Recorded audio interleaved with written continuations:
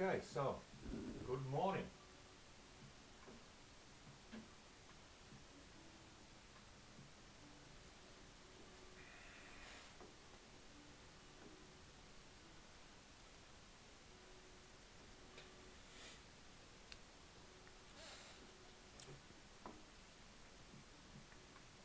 Okay, so we have.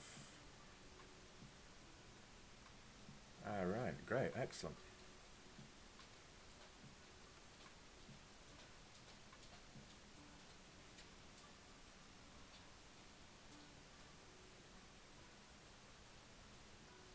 Perfect.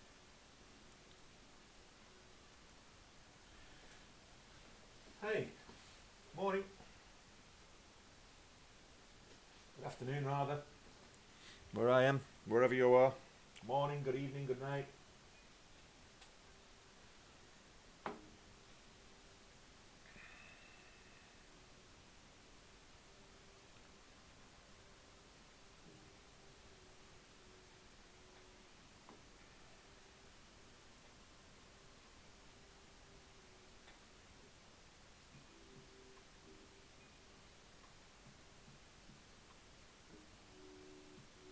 Hey, Mindswing, how you doing? We're just waiting for some action. I'm just in the middle of trying to put a watch list together. I've changed my dashboard around a little bit, and I'm now I'm getting ready to start streaming, possibly on YouTube actually, so I can actually share my desktop. It's close enough. It's Wigan, so I'll give you that one. I'll give you that one. But good shout. But just um, just looking for some action pre-market. As of 17 seconds ago, I can actually trade. Ah, well done. No Standish, very well. I used to frequent the Owls at one stage. I don't know if that's still open or not. The Owls. It's a restaurant up in Standish. But yeah, I think my sister used to live in Appley Bridge, so you know, Shevington, Appley Bridge. What was that? Henry Africa's in Shevington. That used to be a good night spot. That did. But hey, look, I'm showing my age now. I'm showing my age. um, so we're just waiting on a few things happening. Teneco have just popped up, so I just want to pull this up, find out what's actually going on. There's an earnings call, so let's have a look. What's the news? Is there a news catalyst? It's just an acquisition, so that's why that's popped up. So it's going to be acquired by Apollo Management. Not worth trading, I don't think. It's just popped up 100%. Reggie is currently up by almost 20%. Let's have a look at what the catalyst is on Reggie. So Reggie, we've got there's a takeover interest. That could be interesting to watch because it's a rumor that there's a takeover. So they always say in the stock market, buy the rumor, sell the news. So that's just a rumor right now. Might keep an eye on that. What's the float on that? Oh, it's only a 3 million float. So it's a 3 million short float. So like 10% short interest. That's not too bad. 42 million float. That's average for this kind of size company, but that could be worth keeping an eye on. Hims, so him and hers health. What's this gapping up on? So this one's currently up just over 15%.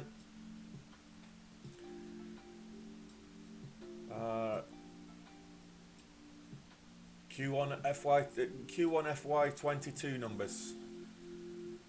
I'll just turn this down slightly.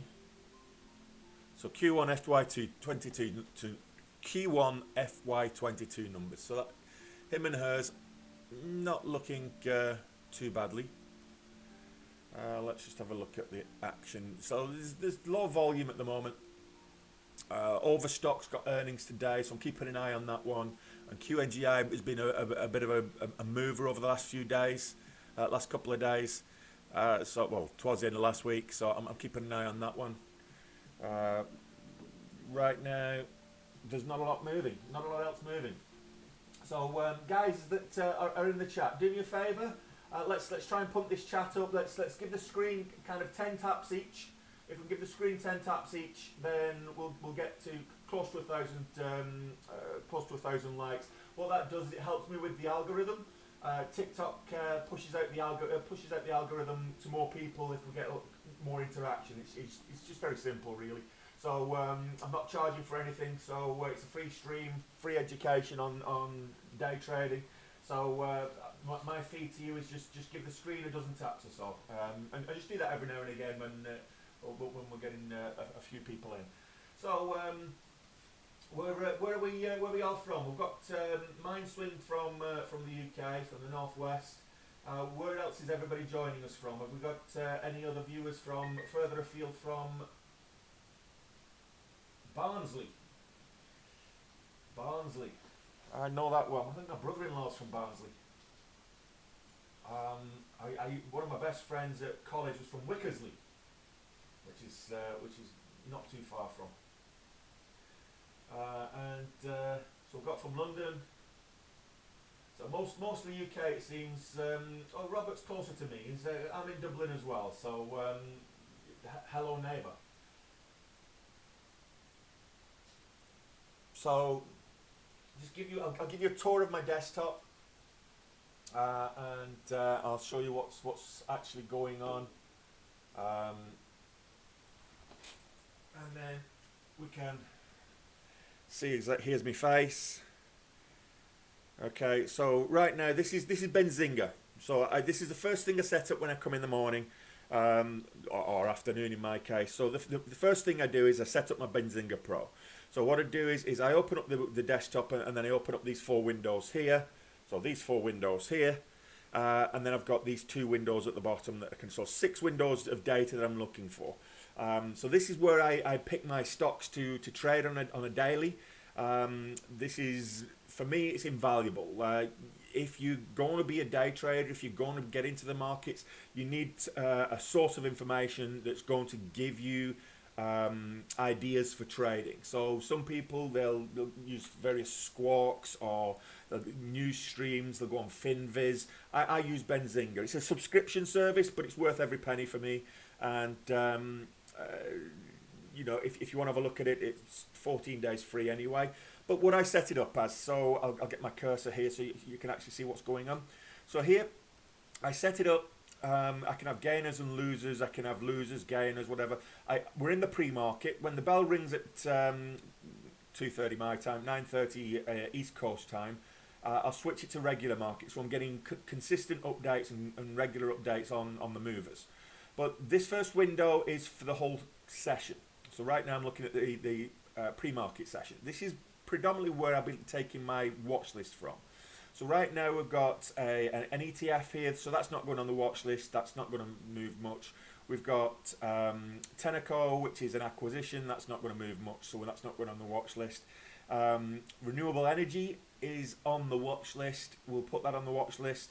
We can look at, when we click on that, we can look at what the catalyst actually is. So what's the catalyst? It's actually earnings are due. We're next week actually, so we've got unconfirmed earnings that we're looking for next week, so that's why potentially that's gapping up on good news. It is low volume at the moment, so there's no trade setting up there, so we're just going to the watch list to see, watch the action and keep an eye on that. It's only 150,000 shares there traded.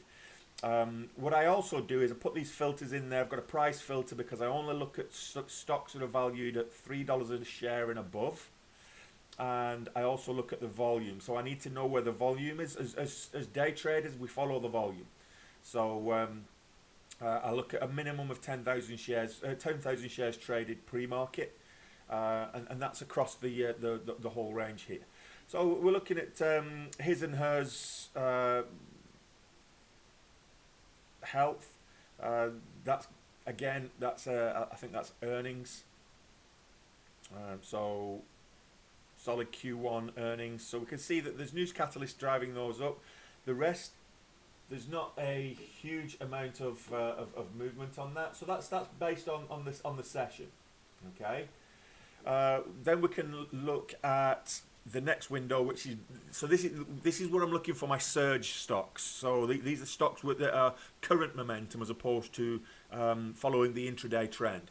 So this one is based on the 15-minute time frame, and we can see there that currently riskified is only up 2%. We've got tolerance, a couple of percentage points on the 15 minutes. I want to be seeing something surging by 8, 9, 10% for me to be interested in it. Then we've got the 5-minute time frame, similar sort of thing. If it's up 5% or more, then I might take a look at the action and see what's going on. Take a look at if there's a news catalyst that's driving that, and then just keep an eye on it, whether it's worth a setup comes for trading it. And then here we've got exactly the same. It's 5 minutes, but it's sorted by the volume. Now, volume is the number of shares traded within the time frame looked at. So this is 5-minute time frame. So at the moment, Indo, we've been trading this for a couple of days now, quite successfully. Yesterday's what we made this is what we made our money on yesterday. So we may look for continuation on that today. And down here, this is where we get real-time alerts and signals. I've got this set to price spike activity and halt and resumes. I can look at when it reaches session highs or annual highs or whatever it is, and same thing for lows. There's a number of different things I can do with this, but at the moment it's just set for price spikes. So right now we look at BSC, for example. It's just spiked up 5%. So I'll keep an eye on that to whether it actually hits the other scanners. And then over here we have the rolling ticker for the news. So this is the news as it's breaking. As you can see on my clock down here, it's 12:40 p.m. And we've got the news literally real time coming through. In real time, so we can actually watch the news coming through. If I see a news catalyst that I think is worthy, I can put the stock on watch and then see if that impacts the action. I'm always reluctant to jump straight in on good news or significant news. I like to see if there's an initial spike and then it maintains a trend based on that news catalyst that's broke. So that's the news. Up here we have my trading desktop. So this is what I look at here as I look at the 1-minute time frame, the 5-minute time frame. I look at the 60-minute time frame, and I look at the daily time frame. The reason I look at those is the 1-minute and 5-minute time frame. The 1 minute is really where all the action happens, but I'm looking for it to be underpinned by the 5 minutes. So we're looking to follow trends and things. So the 5 minutes is important to reinforce the 1 minute action. The 60-minute time frame gives me an idea of when a trend has reversed, and we can pretty much, regardless of volume, we can pretty much start to disregard that as a trend, a moving trend. So if it's moving upwards in a bullish fashion, then we start to see a red candle on the hourly. And we have a completed candle on the hourly. The likelihood it's going to start failing, and we don't want to be trying to go long on a stock that's failing. And then on the daily, we're looking for ideally the perfect setup is that we're getting a strong daily chart. This is a very poor daily chart, but we'll get a strong daily chart, and that underpins the intraday action. It doesn't really matter the daily chart, if I'm being honest. If there's an intraday catalyst that's making it move, if you can see this, it was trading very consistently at like $10 a pop, and then it just plunged and plummeted and hemorrhaged value. And then we got a catalyst, and it jumped over the last couple of days. So, and now it's back down, it's lost all its gains. So it looks very similar to like a dead cat bounce or a bit of a pump and dump at the bottom there. But that's what we're looking for. I have my watch list over here. As you can see here, I've not actually taken any trades yet, so there's no P&L there, but that's my P&L as well. If I go a little bit, well, I'm not showing the level 2 because my account information's on there, but this is how I've got my, up here is how I've got my hot button set up, so buy and sell. Limit orders, when I press one of these buttons it sends a limit order, so it's usually 2 or 3 cents depending on which button I'm looking at, so I can actually get a fill. And I've got the time and sales there that's usually scrolling when there's action taking place. Over here I've got 8 more windows, all on the 1 minute time frame. This is just my watch list. It's a replication of my watch list but in graphic form.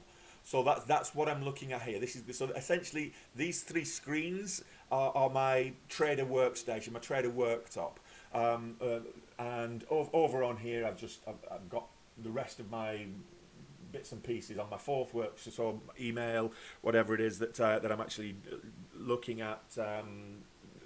I could be looking at my trading view. So I use trading view for charting, so because I think it's one of the best software things for charting. So I've got trading view here, and whilst I've been chatting on stream, I've been pulling this across onto the main screen for people to be able to see it. So I've got my trading view here as well, so I can pull up a ticker.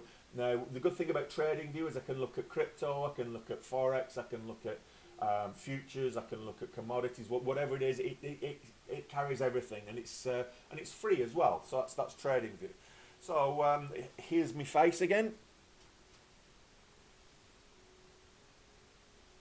and I'll just mirror that so you can all see. I hope you heard all that. So that was a tour around my desktop. That was effectively my trader workstation before I get started. I just need to pull up my scanners again because so I can see what's happening as it happens. So as traders, what we're looking for, we're crowd chasers, and we look for volume in the market. How do I stay motivated to work? It's a good question. To keep working every day. Money. It's that simple. It's well, I'm actually based in Dublin, so not the UK. I don't. To be honest, most traders that I know that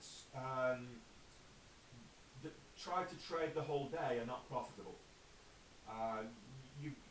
There's times when some people suit times of the day to trade. Now, probably the easiest time to make money is the first hour after the opening bell. It's that's when the volatility comes into the market, and that's when. So, if you've not made profits in that first hour and you're not trading very well in that first hour, it's often best just to walk away and put it down as a bad day. If you are in the red on that first hour, if you've not been able to make profits and you've lost money in that first hour, the likelihood of you actually gaining back and getting green throughout the rest of the day when the volatility and volume has died down is less likely. So people who trade all day long are usually not very profitable. In fact, most people are not profitable. Most people lose money when they get into the markets, back testing is great for fundamental analysis, and back testing is great for strategy as well. So yeah, look at back testing, but don't take it that if you get a successful back test, it's going to be successful in real life scenario. It is a lagging indicator. So there you go. Just go through some of the questions. Am I trading in the UK? No, Ireland. I'm in Dublin, based in Dublin. Thoughts on Nvidia? So Nvidia, I like Nvidia. I know it's been taking a bit of a hammering lately, but I'm bullish on Nvidia as a company. I like the stock. I think within the gaming space in particular, they're one of the main players as well within the gaming space, and e-gaming in particular I see as an area to continue to invest in. I think that's going to be a very bullish segment of the market is e-gaming. What platform do I use? The platform I'm using is DAS Trader Pro. That's this platform that I've got up here. Down here where I've got my scanners and my alerts, that is Benzinga Pro. And I also use TradingView. I journal my trades every day on TraderView, so those are the things those are the tools that I use on a daily basis. UK stocks, I don't trade the FTSE, I don't trade the UK market or the Irish market, or I don't trade European markets. Or the only markets I tend to trade are the NYSE and primarily it's the NYSE and Nasdaq. And the reason for that is as a day trader, I'm chasing the volume, I'm chasing the volatility. So I want to go where the crowds are, and the crowds are in the US stocks. So that's why I trade the moves are more predictable, the patterns are more likely to be respected. So that's why I trade there. I'm trading stocks. I occasionally do the stonks, but it's stocks. I do have investments in crypto. Will Bitcoin go to 40k? I'm not a financial advisor. I don't offer financial advice. So if you take what I'm saying as financial advice and lose money, don't sue me. However, what I would say is I'm very bullish in the crypto space, and I do believe that Bitcoin will retake 40k and will go on a bullish run. I'm a firm believer that you'll see a six-figure Bitcoin within the next 12 to 18 months. So, you prefer swing to? Do you know what, Big Russ? I totally get that. Swing trading. If I had to start over again, I'd probably do swing trading myself as opposed to day trading. I think it's because you get more involved in the fundamentals. So it tends to be a little bit less risky than day trading. So I would probably go swing trading. Swing trading is a good way to actually learn the markets as well. I do scalp. I scalp moves where possible. That's primarily what I am, is a scalper. But I'm getting to a stock and I might be 10 minutes in a trade. If the stock's moving, I might better putting everything on red. Obviously, somebody with a name that's NFT, I can understand that, but there you go. XRP to the moon. I hope so. I'm invested in XRP. I'm bullish on it. I don't think it'll go to the moon, but I think it's got. It will increase. You probably see, triple-digit gains with XRP in the future as well.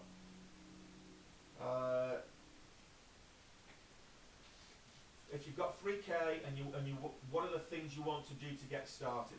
First and foremost, start reading. Read as many books, different strategies that you can. There's some free courses out there. Take a couple of free courses if you can. Watch videos on YouTube. Get advice from a mentor if you possibly can. Subscribe to a quality simulator. And practice those. Once you've learned how to do the fundamental bits, the technical analysis and charting, then you can devise a strategy. You can start trading patterns, but do it in that simulator. Only after you've got a continued period of success in a simulator should you then think about putting money in the markets. So a good simulator is going to cost you about 150 to 200 US dollars a month. And that way you're paying for market data, you're paying for the platform, and you're getting direct access in real time. So I would say subscribe to a good quality simulator and practice. Once you've got about 3 or 4 months consistent profitability with your strategy, start small, because trading in simulator, the emotions are not the same as trading when there's real money on the line. And over 85% of people that get involved in the markets lose money. So take it that you will lose money to start off with. So only put enough money in that you're prepared to lose in the first instance. The emotions will take over when there's real money on the line, so start small. That's what I would say. That's my advice for anybody looking to get started. Trade in a simulator first. Learn how to chart. Learn how to do the technicals.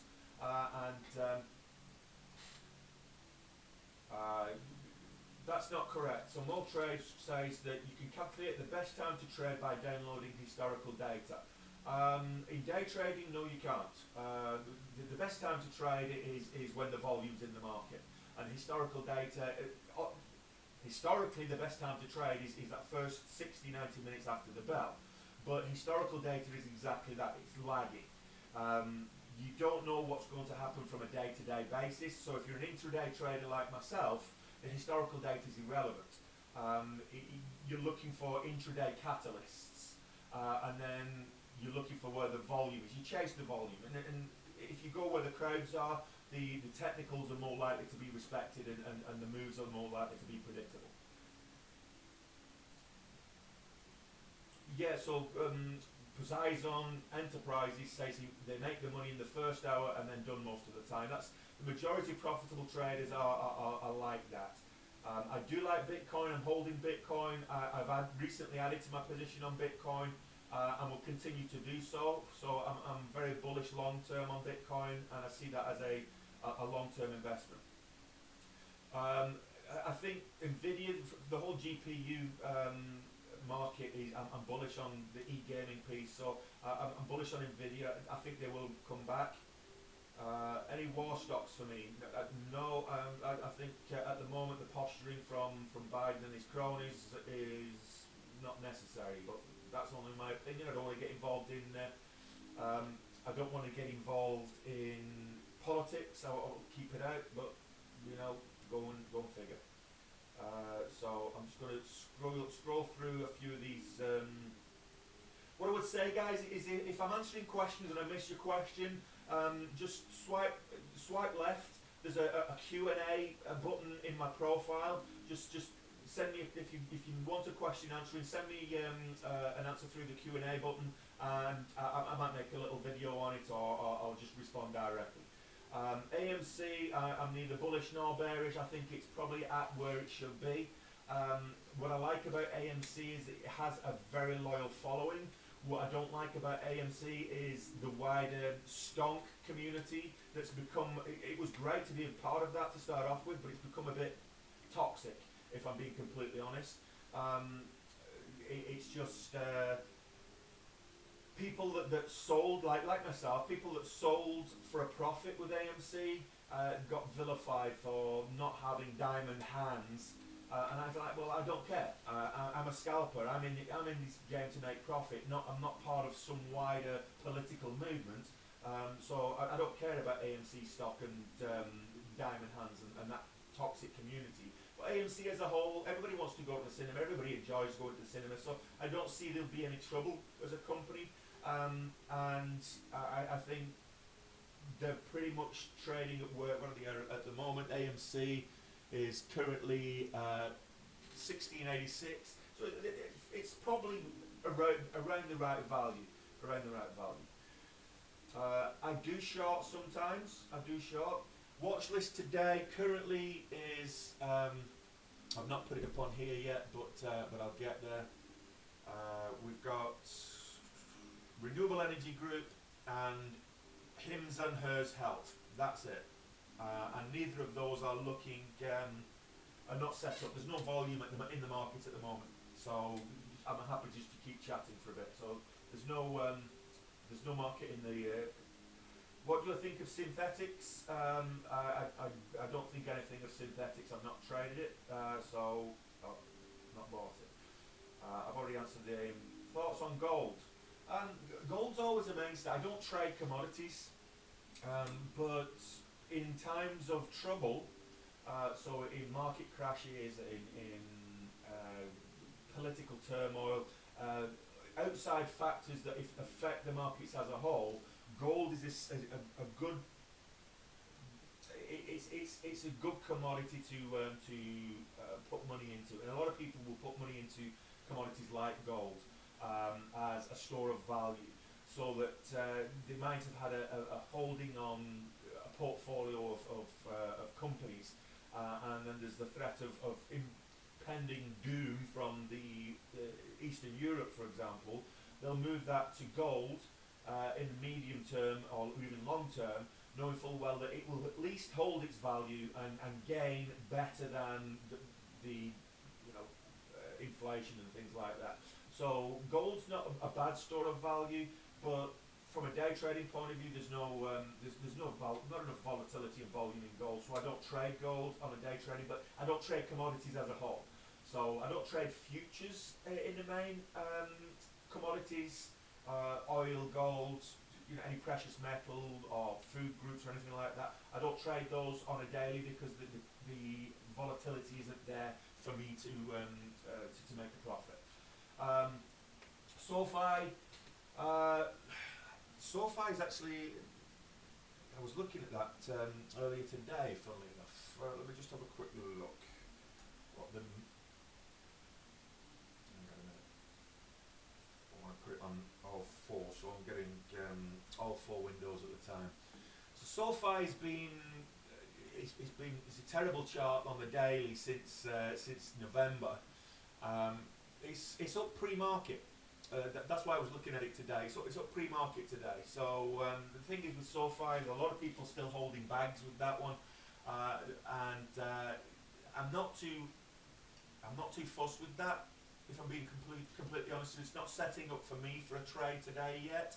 It's a little way off, but the volume is very poor as well. So we'll watch this space. We'll watch this space. A lot of the stocks are kind of barcoding at the moment, moving sideways because there's no volume at the moment. So I'm hoping that in the next minute or two we'll get some news catalysts. We usually get a bit of a scrum. What I'm saying, but the news scrum at 8 a.m. Market time. So that's in about 15 seconds. And we'll see a flurry of news come out, and that may impact the stock and bring some volume in. Guys, we've got 250 people in the stream. Can we all do me a favour? Just give the screen 10 taps each, just to drive the like count up. This helps with the algorithm, and it encourages TikTok to push it out to more people, so we get more people in the chat. So 10 taps each, and that'll give us get us up towards kind of 3,000 likes. So I would appreciate that if you do that. Okay, the Ripple lawsuit. Aside from the fact that over the weekend the two documents that have been withheld, the two encrypted documents that have been withheld by the SEC have now been released to the public, then there hasn't been a lot of updates since then. The fact that I'm very bullish on Ripple. I'm holding XRP. I'm bullish on XRP, and I think Ripple have had quite a few good catalysts over the last fortnight. That the fact that the SEC, those documents, the SEC has basically said that XRP is not an equity. There doesn't seem to be much of a case to answer anymore. So I'm expecting that there will be, closing arguments and wrapping up very shortly with that Ripple lawsuit, and I can't see it going anywhere but in Ripple's favour. So that's my opinion. It's not financial advice. I'm not a financial advisor. Don't sue me. I can totally understand that, Papa Toby. Papa Toby says his day trading caused his blood pressure to go high. It does for many people. It's one of those things. You have to have a mindset change. If you get into it as a gambler, you're going to lose money.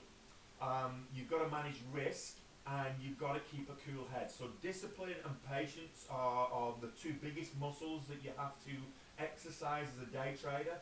But if you get into a big position and it starts to go against you, absolutely your heart starts to race, and it can cause blood pressure, and the pressures are very high. I mean, this is why on Wall Street, they have fences around the high buildings, because people have lost a lot of money on Wall Street. They'll take a nosedive off the highest tower,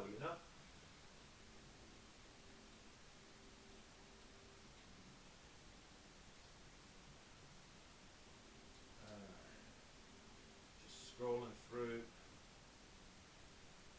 My thoughts on Dogecoin. Actually, that's a good question, because people new to trading, people new to investing, over the last, say, 12 to 18 months, I'm not been investing that, but I've been investing longer, but I'm new to trading myself on that basis. Dogecoin, and more recently last year, Shiba Inu, what are known as meme coins. I prefer the terminology community coins. I think that's probably a better description. Um, if you get in early, before they hit the main the main brokerages or the main markets, crypto markets, I think you can make big gains on those community coins. And I think that's still the case today. Is if you get an obscure coin that's got a good community, and it's a good following, and you may see big gains. As of now, Dogecoin doesn't have a big future in terms of gains, and neither does Shiba Inu, or in fact any coin with a dog's face on it. In fact, the only coin with a dog's face on it that I'd be interested in is if a Chow Chow coin comes out because of my Chow Chow. But what tends to happen is you'll get this community will push the momentum of that coin's value up, but it doesn't actually have any intrinsic value. So when you look at the fundamentals, there's no real life use case on a technical basis. So you look at something like XRP or XLM, and the transaction speeds along the blockchain, and the real life use cases in the finance industry, they make them very compelling investments, because moving forward, you can see a future use for that technology. Dogecoin, Shiba Inu, and a lot of these community coins, the real life use case is flaky at best. I mean, you get a lot of different communities and people trying to push out use cases because it's technology that it can be used, but will it be used? The answer is probably not. You know, there's better technology for some of these use cases that they're pushing out there. So can you get gains with Dogecoin? Can you make money with Dogecoin and Shiba Inu and other meme coins like that? Absolutely. Just get in at the early start of a pump, because they can make 10-15% on a daily, and get out and take your profits, because they can lose 15, 20, 25% on a daily. That's the thing with these coins. If Papa Musk decides to tweet about one of them in a good way, everybody jumps on that momentum, and that's what worries me. If a commodity can be so easily manipulated by one person tweeting, that's a worry. Because if they tweet something negative about the same thing, then it's going to tank and go the other way. So there's always a flip side to every coin. I'll use that again. So there's always a flip side to every coin. And Dogecoin, whilst I'll watch for intraday moves and get in and out on the same day, I may hold for a couple of days if it's an extended move. And that's the good thing about crypto, is it's a 24-hour trading commodity. So I may hold longer than just across intraday, but I'm not investing long term. So if it dips, I'm out. I have stop losses with if I'm in any of these meme coins, and I will set those stop losses, hard stop losses, and if it hits it, I'm out. That's what happened when I was in Shiba Inu, and I got and I made quite a bit of profits last year on Shiba Inu, but I had my stop losses, it hit it, and I got out. With Bitcoin, Ethereum, Cardano, some of the more reputable coins is probably the best way of describing it. I don't have stop losses with those. I look at the dips with Bitcoin, as we've just got recently, as a discount buying opportunity, and I'll dollar cost average, because I'm in those long term. And it's the same way you should be looking at any long term investment. Is there's going to be ups and downs, but the market as a whole in the long term will go up. So when it does pull back, when there is a bear market or a recession or whatever it is, that's your time to add to your position at a discount.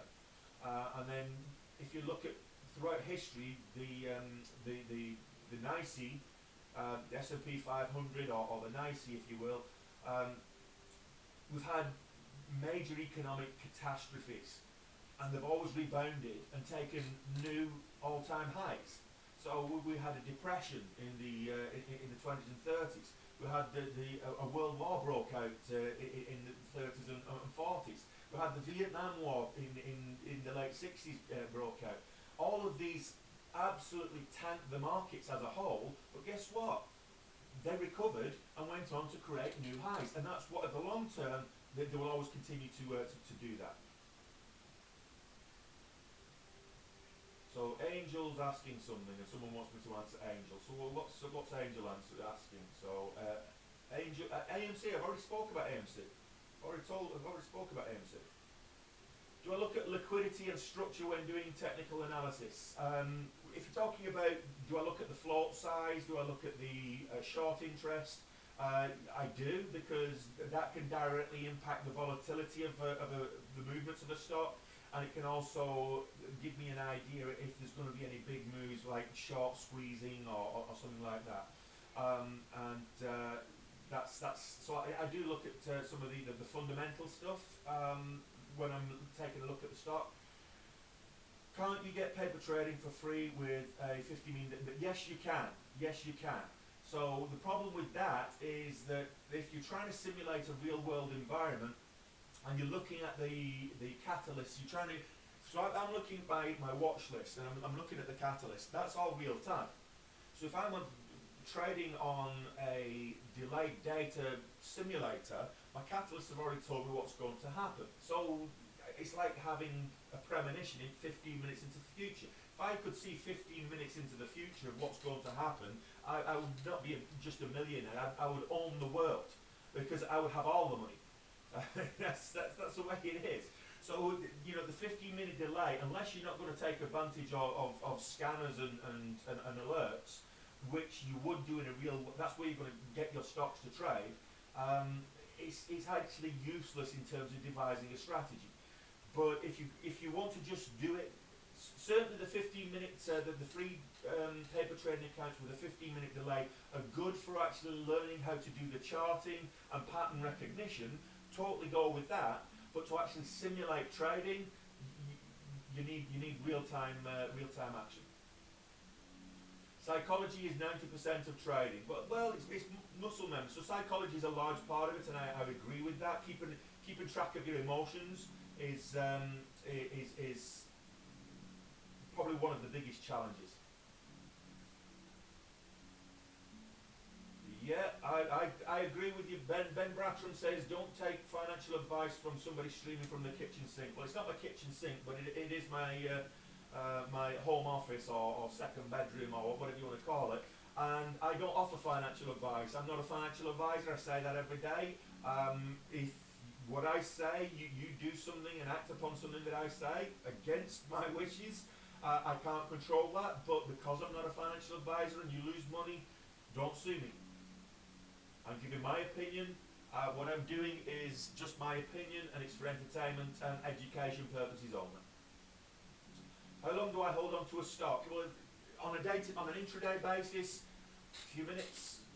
It depends on the movement of the stock. If I'm in a continued move, I could, like last Friday, I was fortunate enough that when I got caught in a volatility halt, it was a 30-minute halt. So I had no choice but to hold that stock for 30 minutes.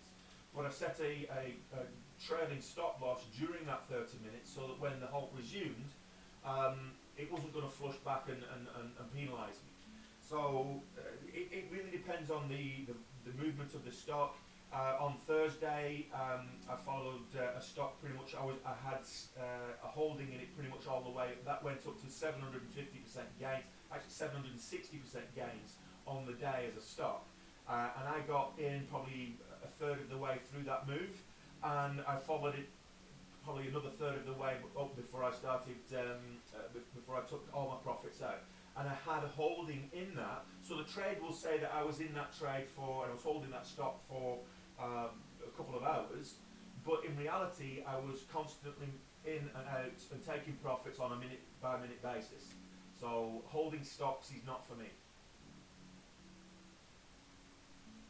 How much trading is done by AI and algorithms? Well, I don't know about AI and algorithmic trading, but it's approaching 60% of the market volume is high frequency trading. So, which is what you're talking about, AI and algorithms. If you're talking about the retail bots that don't actually work, which is what someone else has been asking, trading bots, they don't work. They're based on back testing, and they will put it's they use lagging indicators to get in and out. So if something happens, so for example, you can get an algorithmic bot and you can get it to trade for you based on the moving average crossover strategy. So every time the 200 crosses the 20, that it sells, and every time the 20 crosses the 200, it buys, and you can do that. And if you back test that, it's going to be profitable. But in the real world, it's not. So, and because it's a lagging indicator. So, I don't buy into anybody that's trying to sell you subscription to a bot is just trying to take your money. Ask yourself a question. If it was so successful, why do they need to sell you this? Why do they need to sell you this bot when they can just put it into their own markets themselves with a small amount of money, and with the compounding effect that it would have, they'd be multimillionaires within a couple of months. So the retail trading bots, more often than not, 9 times out of 10, if not more than that, scams. But the algorithmic trades, our high frequency trading machines that are used on Wall Street by the hedge funds, they account for about 60% of the volume of the market.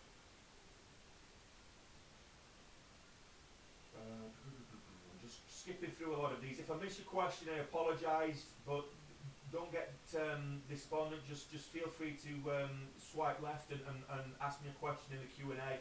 I promise that everybody that asks me a question using the Q&A button, I will respond to it. How much have I lost today? I've not lost a single cent today because I'm not taking any trades. But NFT, who's a clear gambler because of that name, NFT, my starting position today is $99,478.80. We started at just under $5,000 on February 1st, so I'm doing something right.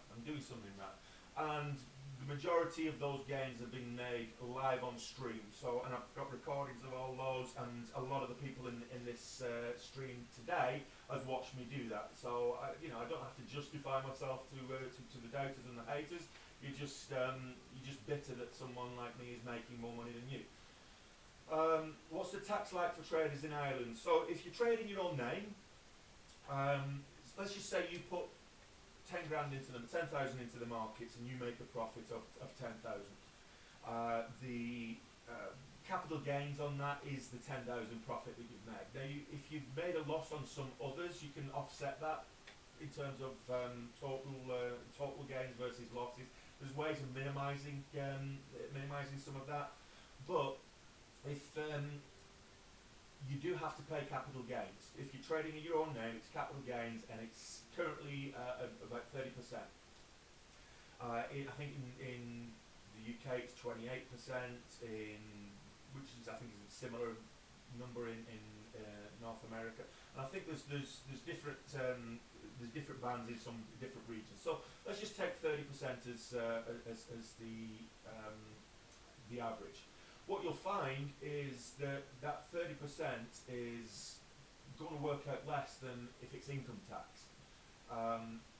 Income tax, so there's 3 types of income that you can have. Earned income, which is where you're trading your time for money, it's a wage, it's your salary. That's earned income, and that's the highest tax revenue that you can actually get. So if you've got a 9 to 5 and you're paying income tax on top of that, you're paying social insurance contributions on top of that, you're paying all kinds of other different stealth taxes as well, that's the most that you're going to pay in tax. Then you've got what's known as portfolio income, so portfolio revenue. So this is capital gains. So it could be the gains you get from selling property. If you've got real estate and you sell real estate, it could be stock market revenue that you're getting. So this is what's known as portfolio revenue, and this is still taxed, but it's usually taxed at a much lower rate overall than income would be for this on the same value. Then you've got the third the third one, which is cash flow, and that's not taxed at all. So if you can get cash flow, which is things like passive incomes. So if you, on the stock market, for example, if you get a dividend, you don't pay tax on it. You don't. So I would always say get a good accountant, because they will help minimise your tax. My accountant advised me to set up a company and trade through the company. That was the first thing that they did, and they operate. They actually act as they're named on my company as my company secretary, but I pay them on a quarterly basis for their accountancy fees. And I'm the sole employee. They are the company secretary, and my registered company address is that accountancy, but I'm the sole employee of that company. So I'm not personally liable for taxes and gains and things that company makes. If I take earnings from that company in the form of a wage, I will pay income tax on that. And there's ways of getting around that. So if you speak to an accountant, and a good accountant is when you're self-employed, a good accountant is essential. Well, what broker would I suggest for day trading? So I use Interactive Brokers, and I use Capital Markets Elite. Why? Well, Interactive Brokers, I've got two accounts with them. One's a retirement account, so it's like a pension, but I'm managing the funds within it myself. And the other's a margin account, so similar to what I have. But Interactive Brokers only give me a 4 times leverage on the margin account. So that's why I trade with Capital Markets Elite, who give me a 6 times leverage on my equity holding. So Capital Markets are an offshore broker based out of the Caribbean. I think now in the UK they have a position, but I've been with them for quite some time. I think just towards the end of last year they opened up a UK arm or something, so European traders are regulated under Financial Conduct Authority of the UK or something like that. But the account that I have is still offshore in either Cayman Islands, I think it is, or Trinidad and Tobago or whatever. And my Interactive Brokers is regulated under Cyprus. So is today a false bounce based on which commodity? What are we looking at? Which market? Is the SPY bouncing? Let me have a look at the SPY. The wider market bouncing. So it's not bouncing as such. It's currently sideways. It looks like. So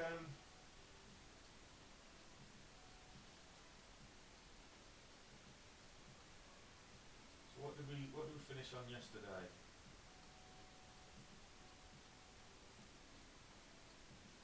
So we're seeing a little bit upwards. So on the intraday, I'm looking at the 5 minute.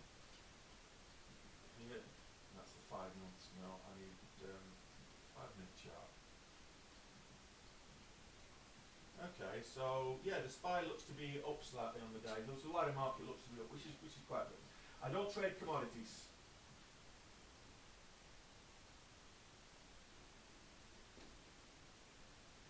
Is that all I think about is money? No, that's all I earn is money. So my lifetime is 2 hours before market open. So depending on where you are, so that would be 12:30 GMT every day.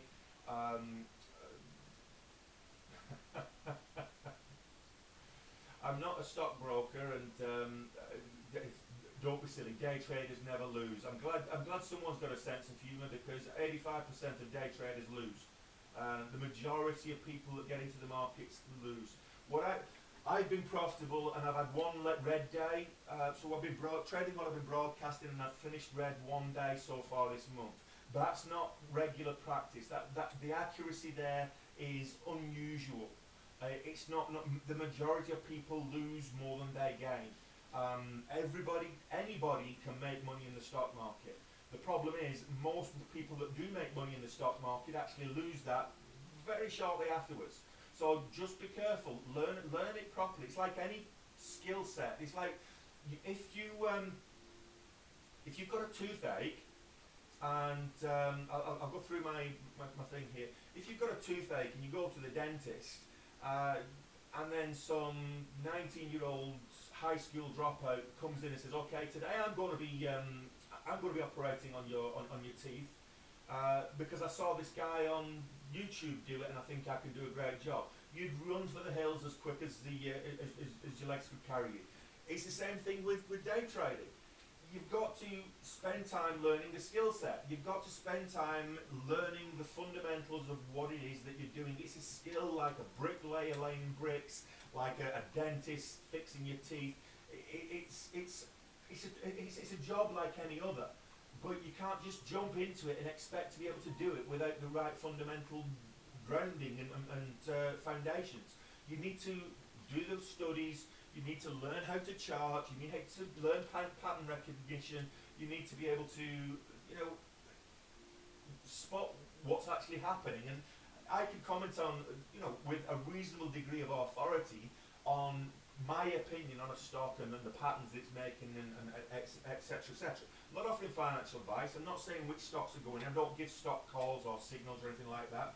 Quite the opposite. I'm saying think twice before you get in the market. Most people do lose. Emotions are a beast. Emotions will have you losing 7 times out of 10. So just beware. And I'm not infallible myself. I mean, people who were watching me last week saw that I got in on Friday, in fact, when it was my second biggest ever day, second most successful ever day. I started off very, very poorly, and I managed to turn it around because I made 2 trades purely on emotion. I got FOMO, which is fear of missing out. I saw a stock, one particular stock, moving up quickly. I was waiting for a position. I got impatient and I took a position that I shouldn't have taken because it wasn't the right entry spot, wasn't the right entry point, and I lost money. I made it back with the next trade, and then I went back to the original stock that I was trading because it reversed again. And I thought, okay, now's the time to get in. Did it again, and I should have learned I should have learned anyway by now, but emotions got the better of me. And I was at a position where we're coming off a good day on Thursday. I felt I had a cushion to take bigger size, and then ultimately I ended up making a couple of big losses on Friday. So I turned that around, ended up my biggest win, my biggest single ever win, again live on stream. But emotions get the better of the best of us. Even the best traders lose money. You're going to have red days. You're going to have you're going to have red weeks even. How much volume before slippage becomes a factor when trading? In fact, the higher the volume, it's kind of the inverse is true. So the higher the volume that you're getting in a stock and trading in stock, the less likely you're going to get slippage, because there are more people trading it. So if there are more people trading it, if you put a limit order in there, then there's more people likely to pick up on that order and fill that order than if it's low volume. You're more likely to get slippage in a low volume environment, like pre-market, for example. You tend to get more slippage pre-market if you go big size. Which is why I tend to trade smaller pre-market than after the bell.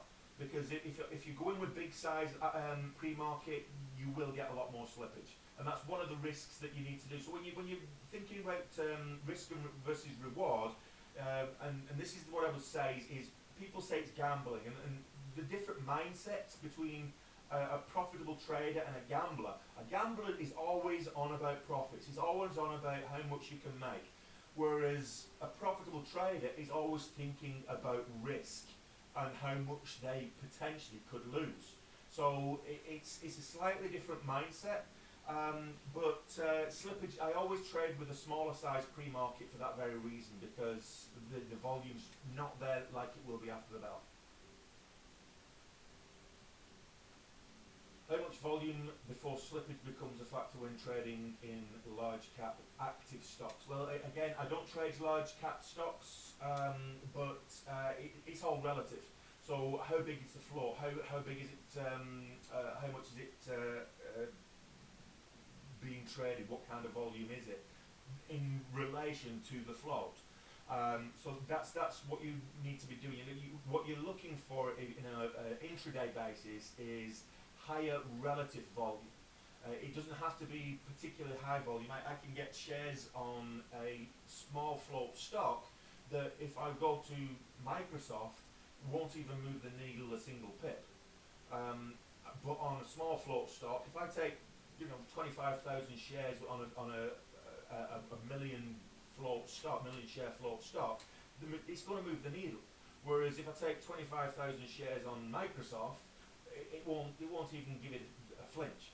So it's relative volume that you need to be concerned about with regards to where you trade it, and that's what matters.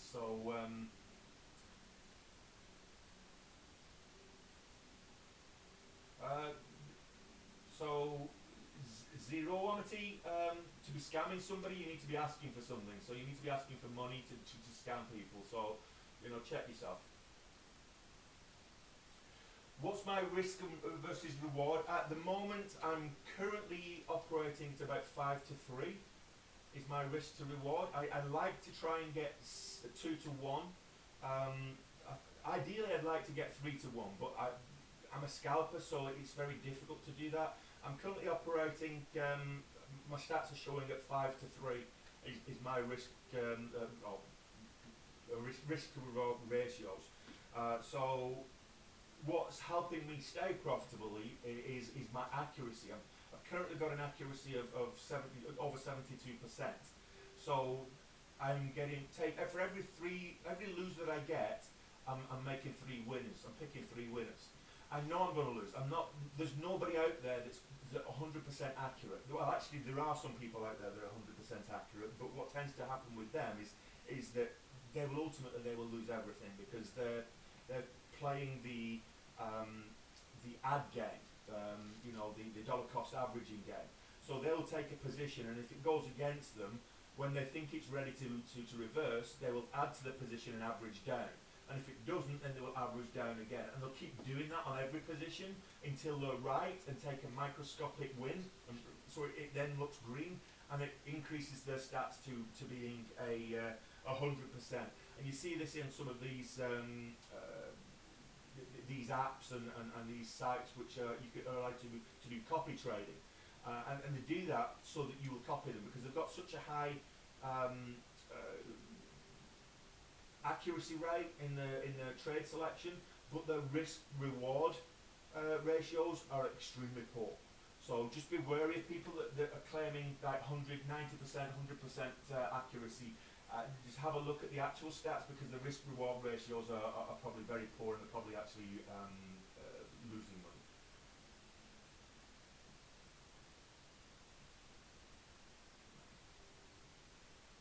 So just scroll through, get through a few more of these. Where are we? Have we had any? So Overstock has earnings today. It's currently priced at $40. I've just seen that moving. Indo we traded yesterday. We made money on that. That's the highest trading stock over the last 5 minutes. So that's interesting. Overstock's moving up. I'm keeping an eye on Overstock because it's currently about 11% up on the day. If it gets above 15%, I could be interested in trading it. Right now, there's only one on the watch list, which is Reggie, or Renewable Energy. So I've not even put it on the 8 screens, which I'll go. Someone asked me to talk through.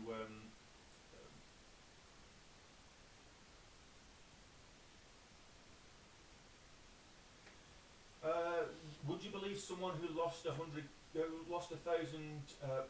in one day through trading? Lots of people lose 1,000 in a day. I lost. So yesterday, my first trade, I lost $1,400. So I was down $1,400 on the first trade. I did that live on stream yesterday. My first trade was red, $1,400 gone. I was able to make that back. And yesterday we finished. I think it was 3,700 off the top of my balance sheet. 3,700 we finished yesterday.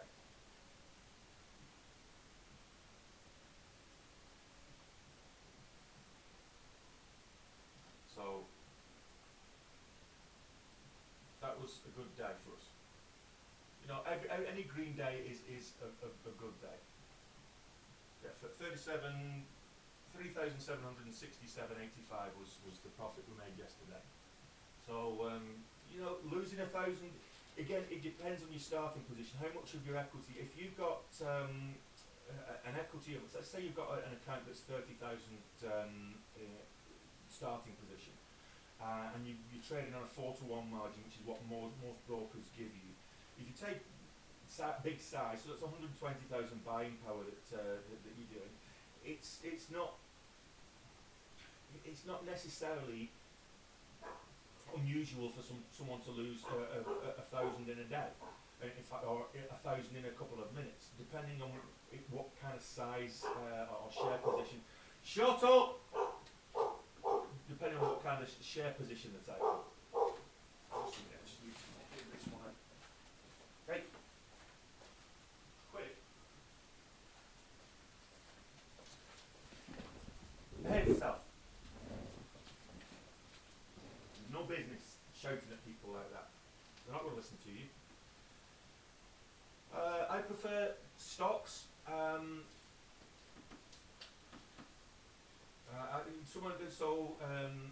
Ezra Toledo asks, do I prefer crypto or stocks?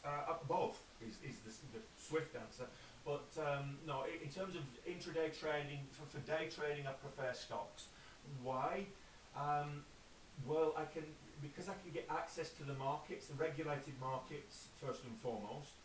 So less likely, it's not unheard of, but there's less likely manipulation taking place. I hate being the one that's left holding the bag. But with direct market access, I can get very narrow spreads, and I can pick out the volatility relatively easy, pick out the catalyst relatively easy, and I can follow the volume of traders relatively easy. With crypto, it's not so easy. So you can get in the various communities and jump on some of the pump and dumps with crypto, and it's not uncommon for crypto to be pumped and dumped. The spreads, if you're going to be trying to make reliant moves, the spreads in crypto, in the coins that are going to respect the technicals, the spreads are going to be a little bit higher. The volatility is not going to be as big. And the volume in day trading isn't there like it would be in the stock market. So that's why I would prefer trading stocks on a daily as opposed to crypto. What do I think about the SPY? I always keep a window open with regards to the SPY. I'm always watching the SPY on a daily because the SPY has a wider influence. So think about the SPY and its influence on the wider stock market as you would think about Bitcoin and its influence on the wider crypto market. If the SPY moves up, the wider stock market tends to move in tandem with it, and vice versa. If it moves down, it tends to move down. If it's ranging sideways, then you've got to pick your stock. So what I'm looking for, ideally what I want is a perfect setup for me, is the SPY's moving up, and it's moving up in a positive trend. Then I find stocks with intraday catalysts, positive intraday catalysts, high volume, and it's moving up and it's respecting the technical patterns very, very well. So that's an ideal scenario for me. But the SPY, you just got to be conscious of the wider market, and the SPY's, the QQQ for the Nasdaq and the SPY for the NYSE are good indicators of what the wider market is doing.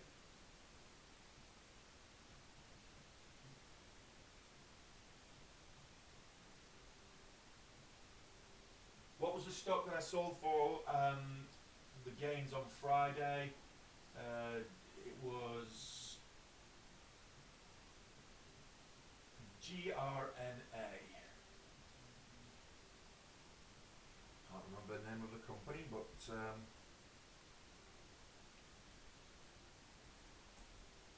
it's not grand. Greenlight Bioscience. So we got an influx of volume and volatility towards the end of last week, which allowed,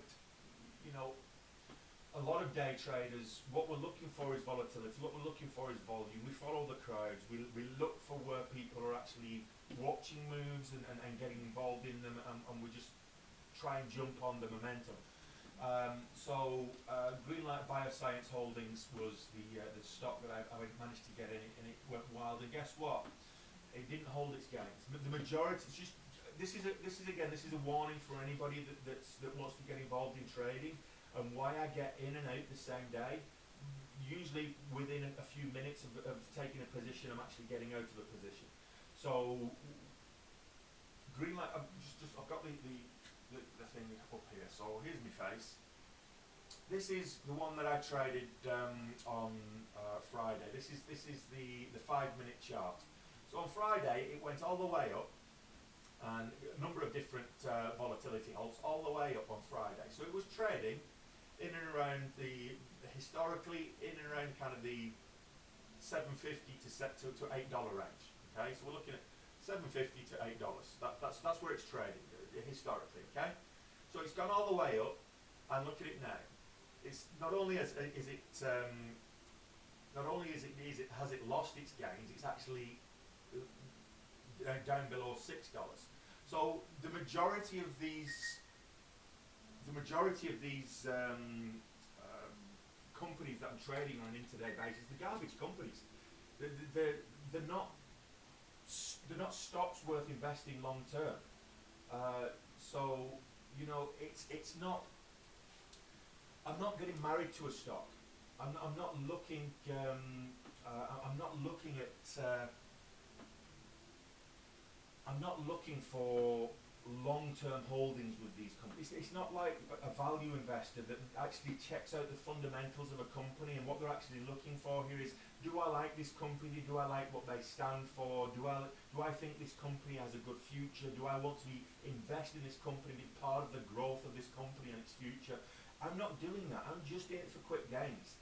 So I'm looking for a stock that's got an intraday catalyst and is going to move based on whatever that catalyst actually is, and it's a clear catalyst that the majority or the crowds can see that's going to actually force it to respect certain technical levels, and I can then use those patterns that form as a result of that respecting those technical levels, like other profitable traders in the market and not so profitable traders trying to do the same thing, and we can all make use of it together.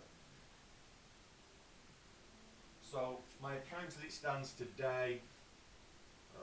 So Seth wants me to show the account on the system. So right now, so this is the system, and right now my equity is 99,000 at the moment. That's my buying power because I get 6 times leverage. That's my equity, and it's even down there on the system where it's actually realized versus unrealized. That's the intraday. My overnight buying power as well. So that's I've not withdrawn anything this month at all. I will be probably withdraw on Monday. I might not stream on Monday, but I will withdraw on Monday.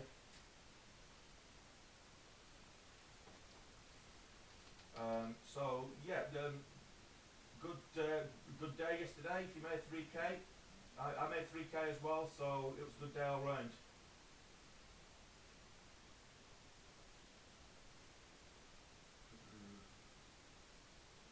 That's good. Well done, Seth. That's great. If you're making 60K in 4 days, fantastic. That's absolutely good. If you're making any money, it's great.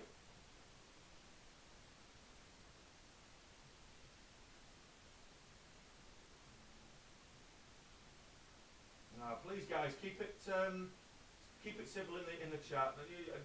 Don't argue amongst yourselves. It makes no difference if you've made money.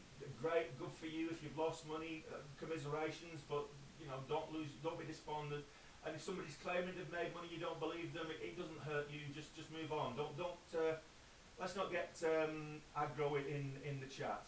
The best place to start is read a book, and I say that I'm deadly serious with that. I'm deadly serious with that. My first thing, anybody that wants to get into the market, first thing I would say is think long and hard about it. It's risky. Most people lose money. Take it as a given that when you get into the market, the first account that you have, you will blow it up. And what I mean by that is you will lose everything you put in it. So just be conscious of the fact that you're going to lose money. I lost money. I lost a lot of money to start off with. Um, I thought I was cocky. I had a big ego.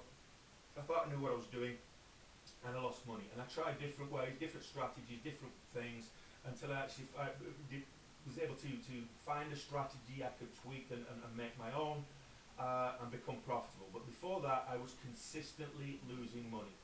And as a beginner, you are going to consistently lose money. The only way that you're not going to consistently lose money is by not putting money into the markets. So there's a couple of ways you can do that, and I would always advise trade in a simulator first. Do paper trading first. Devise your strategy, get used to it, learn one setup, get good at a single setup. Once you can then be profitable following that setup and following that strategy, consistently profitable, be patient.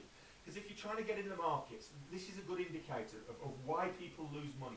If you try and get in the markets to make money, and you're not going to be prepared to put the time in and learn the skill set to be profitable, then you're going to lose money. It's as simple as that. Because if you're not patient enough to study and learn the skill set, you're not going to be patient enough on an intraday basis to wait for the setups. So patience is one of the key areas that you need as a core fundamental skill set before you even start upon the strategies. You need patience and you need discipline. So my first thing I would say is spend time learning charting. Spend time learning how to recognize the patterns. Then trade in a simulator. Trade in a simulator for at least a minimum of 3 months. You need at least 3 months of consistent gains in a simulator, paper trading, before putting money into the markets. Don't do what I did and put your money in and throw it away. I'm looking back at it now and I'm thinking, okay, that was my tuition fee, but it's a lot of money. I lost over $20,000 in 5 months, and to me that was a lot of money. So don't be silly enough to just jump in the markets thinking that you can do what other people are doing, because you can't. That's like watching somebody being a dentist, putting the filling in, watching that on a documentary on the Discovery Channel, and then going to the local dental practice thinking that the next patient's yours, you're going to give them a filling. You've not got the skills to do it. It looks easy, but it's actually not. I mean, anybody can build a house and build brick walls. You try doing it. It's not as easy as it looks. Seriously, skills, it's muscle memory. You have to build that skill set up. So please don't. Let's not just jump into markets and lose your money. So I say, if you, as a beginner, think long and hard whether you're prepared to risk your investment. Only put money in that you're prepared to risk, because if you're prepared to lose it and you don't lose it, great. But if you're prepared to lose it and do, then that's just the markets teaching you a lesson. And they will take your money. The markets, they take money of even the best investor. And I'm not considering myself the best trader in the world. DC Sosik says 5k to 50k in 7 days. Come on, man. Sorry, I know I said 5k to 50k in 17 days, and I'm sorry, but it's not. It's not. It's 5k to 100k in 17 days. So I'm sorry to disappoint you that we've actually doubled that number, but you know, go figure. And I've got it all there. But if you're a beginner, learn before you. What's it say? Look before you leap. No, learn to walk before you run. Absolutely. I'm just going to scroll through these. I apologise if I miss your question. If you want me, if it's important and you want me to answer it, just swipe left and put it in the Q&A section, and I'll get round to it. I will answer every question in the Q&A section. I will answer. I promise you. But I'm getting so many questions. It's a busy chat today. I'm getting so many questions.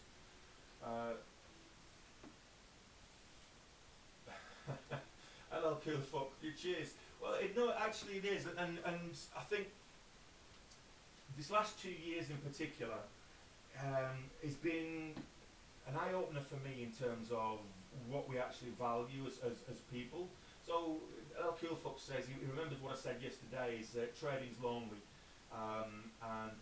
Because you're on your own, you're not actually interacting with people and things like that, which is why I'm doing the stream and you guys are keeping me company here. So because it can be a lonely business, and it's if you've not got a strong inner circle around you supporting you on a daily, it can be extremely damaging to your mental health because it's very stressful. It is a stressful game. So if you lose, for example, if you lose $40,000 in a day, and you look at that and you've got nobody to comfort you on that, that could be extremely damaging mentally. And I've known people within the trading game that have never recovered from that. So it can, if you're prone to depression or mental illness or anything like that, I would say trading is probably not for you. And if you're getting into trading to try and get yourself out of debt, don't do it. Trading is not for you.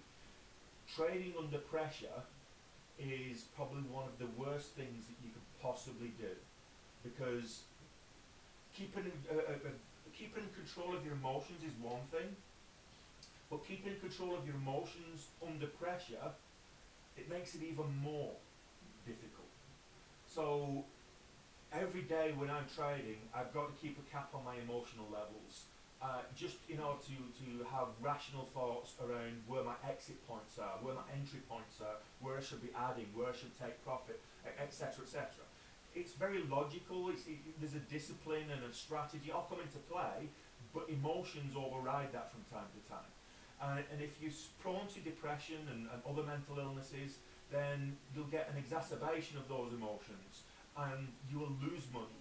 And it's very easy for that to send you in a downward spiral. So if you are thinking about trading as a way to get out of debt, don't. It's more likely to put you in debt than get you out of it. If you're thinking of trading as a way to become a millionaire, don't. It's likely to make you broke more often than it's likely to make you a million. So just be wary that most people lose money.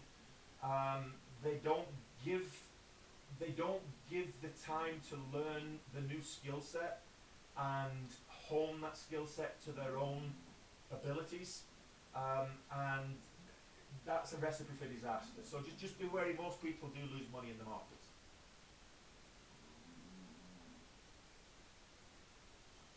At the moment, this month's been quite difficult. It's been last week I thought the days of the high volatility days, the hot markets were back. So last year, pretty much the whole year, the markets were hot. We had a little bit of a downswing in August, but even then we were getting 4, 5, 6 stocks pre-market that were gapping up considerably, and we were looking at a number of different stocks after the market, and not only were they gapping up and moving up, they were holding the gains. So it was relatively easier then to make money, whereas this last couple of months the markets have been a lot cooler. I wouldn't say cold, but they've been a lot cooler, and the stocks, I'm saying since October in particular, the stocks have not been holding the gains. These low cap stocks have been moving up, a lot of them moving up pre-market, and then they've just been selling off for the rest of the day. So you need to be prepared to, in some days, just prepared to sit on the sidelines and watch. It's not taking a trade cannot often be the best trade you take. You know, be patient. If I miss you, I'm scrolling through and just taking questions sporadically. So if I miss your question and you genuinely need it answering, just swipe left, put it in the Q&A section, and I'll get back. I will. I promise I will answer it. So if you want to, but once you put the question in, remember to come back to the live stream and give the screen 10 taps. So everybody in the thing, just give the screen 10 taps and increase the 15,000 likes. Cheers, guys. Appreciate it. But let's see if we can get 20,000. Everybody give the screen 10 taps, and that'll give us another 1,000 just to just to boost. It gives us another 1,500 likes to boost the algorithm. But yeah, real money's a good question. I'm using leverage, which is why I'm trading with. I like capital markets. If I'm being completely honest, as a brokerage, they're very responsive. The support team's very responsive. They've been very good to me. I've not had a bad experience with them, but what made me trade with them originally is they've got reasonable commission charges. They're slightly less expensive than interactive brokers, but they offer 6 times leverage. Most brokers only offer 4 times leverage. So for those of you wondering what I'm talking about and a little bit lost, which is if you're new to the scene, it can be easy. Leverage is the margin that a broker will give you to trade on. So effectively, you've got 3 types of account. You've got a retirement account, which is akin to a cash account. You get 0 leverage in that. A retirement account is tax-free as long as you don't withdraw from it before you retire. So you can avoid capital gains by trading in your retirement account. Essentially, it's your pension, your future pension, but instead of some pension manager managing the funds for you, you're managing the fund yourself. So you can have a retirement account. You can have a cash account. And a cash account, all that is there's no leverage on it, so your entire equity is cash. That's what you own. That's the money that you own in the account, and you can only trade with that amount. And then you've got a margin account. So a margin account, most brokers give you a margin account by default. The majority of brokers are offering a 4x margin leverage. So what that means, if you've got $10,000 in your account, they will give you a buying power of $40,000. So that you can buy up to $40,000 worth of stock at any one given time by using their capital in addition to your own on a 3-to-1 basis. So you get a 4x margin. So that's what margin is, and I use capital markets because they give me a 6 times, which allows me to make bigger gains, bigger swings if I need to. When you get a bigger account, the 4x versus 6x it doesn't really matter one way or the other. When you've got a big account, a cash account is what you should be trading, if I'm being completely honest, because then you're minimizing your risk even further. So trading on margin, trading on leverage increases your risk by however many times that leverage is. So if I'm trading in a cash account, the likelihood of me blowing up that account is infinitesimally small. Why do I say that? Because if I'm trading on a cash account, and let's say I've got SoFi here on the screen, and I buy $30,000 worth of, I've got a $30,000 cash account, and I buy $30,000 worth of SoFi stock, even if that takes a plummet, the likelihood of that stock reaching 0 is very small. So I still got some equity in that account. So if I'm taking $30,000 in a cash account, even if I lose money, I'm still going to have some money left over. However, that being said, if I take $30,000 worth of cash, if I've got a $10,000 account and I get 4x margin, so I can buy 40,000. If I buy $40,000 worth of stock, of SoFi stock, and it plunges 25% or more, I've lost the entire equity in that account. So I end up getting margin called, which means the broker will exit my position for me automatically to minimize their risks, and I could end up owing money on that loss. So I end up losing everything because I was trading on leverage. So trading on leverage is risky. Be careful, make sure you've got a strategy that you're comfortable with and you can manage risk. Managing risk is one of the most important factors that you need to get good at in trading. And if you trade on leverage, you need to be even better at managing risk because your risk is a lot higher. And that's another reason why I'm not very fond of trading Forex or trying to trade Forex, because the leverage on the average Forex account, the average broker that allows you to trade Forex is giving you in many cases a 200% leverage, margin leverage. and for me, whether that's good or bad, or whatever, speak to the forex traders, and that just scares me away from it straight away. So that's why I don't trade forex. MT4. Just keep going through. If you want me to answer a question, put it in the and I'll get back to it later in the day. I started with $5,000 on the first of Seth wants to know, what did I start with? I started with $5,000, 5,000 US dollars. How I started was the end of last month, end of January. I deposited $5,000 in this account with Capital Markets. After landing fees and charges, etc., conversion rates and things, I had just short of $5,000 in the account. 4,930 something, I think it was. And since then, we started off slow. The goal, my minimum goal and the strategy was to grow at a minimum of 5% of the equity on a daily basis. And we were able to pretty much do that most days. 2 days we didn't. One of those days was a red day. We actually lost money. One of those days we did, I think, 18. We managed to make $18, which is whoopity-doo. But look, even $18 is a green day. Is still a good day because it's not a red day. So we started off with $5,000, and then last week it really took off. So we got to Thursday, and we had about $24,000 in at the start of the day on Thursday, and then we got on ISPO, which was a big moving stock on Thursday. It was a SPAC merger and a short squeeze combined. It went up 750% on the day. And I was able to get in around $37 a share, I think it was. So it went up 750%. I rode it up for probably the middle third of that journey. And I made a little over $16,000 on the day. So that was Thursday. So that gave us a equity on Friday, a starting position of $40,000. And we started off poorly. We made a couple of big swings and lost. We gained half of that back. And then we saw a really good setup on a fast-moving stock. We entered for a scalp. We were looking for a 10-cent move.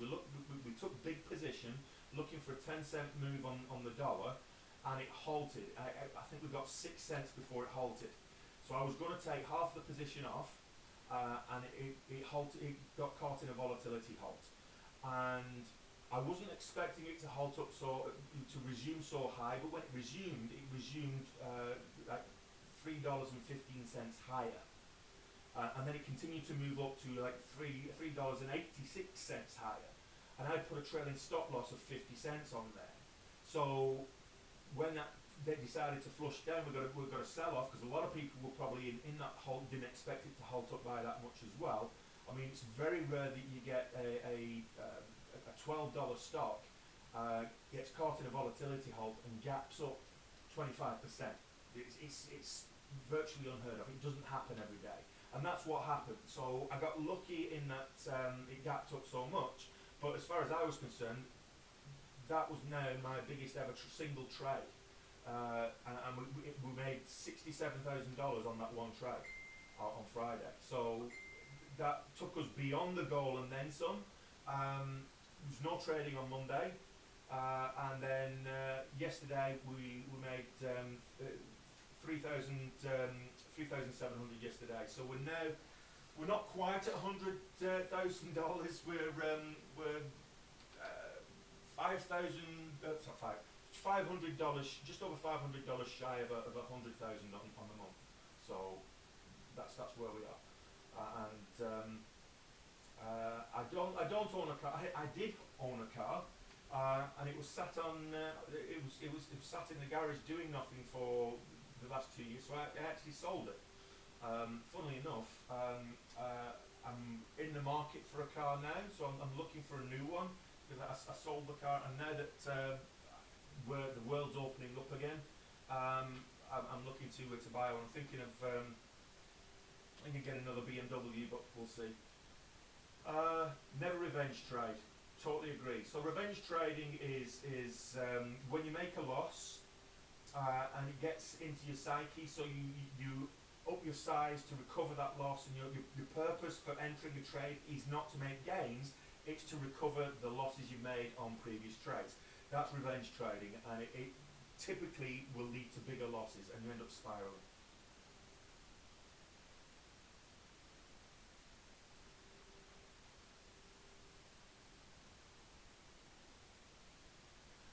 Unfortunately, the Fed can't keep artificially keep the markets range bound. But what tends to happen is they do follow certain intrinsic levels. We're waiting for a catalyst, really. If we're looking at the SPY, I'm just put the SPY back up because I'm not looking at. So we're looking at the SPY. We had a, you know, yesterday it was red most of the day. We're up again, so we're trading.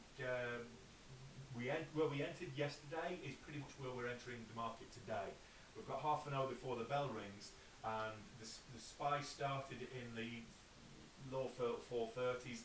It's already in the low 430s. So the losses that it had yesterday, late in the market, it recovered most of those. It went back down again in power hour, but it's over the last couple of days, it's in that mid to low 430s range in the SPY, so it's ranging sideways.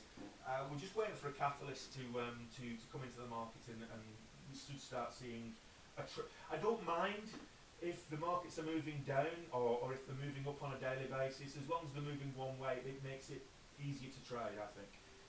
Because it does have an impact on the wider movement of stocks. I started the challenge on the 1st of February. So it's the answer to Seth's question.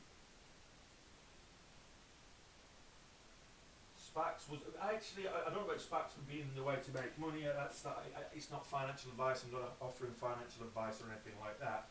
But I certainly think that we've seen a lot of SPACs over the last couple of months make huge gains. So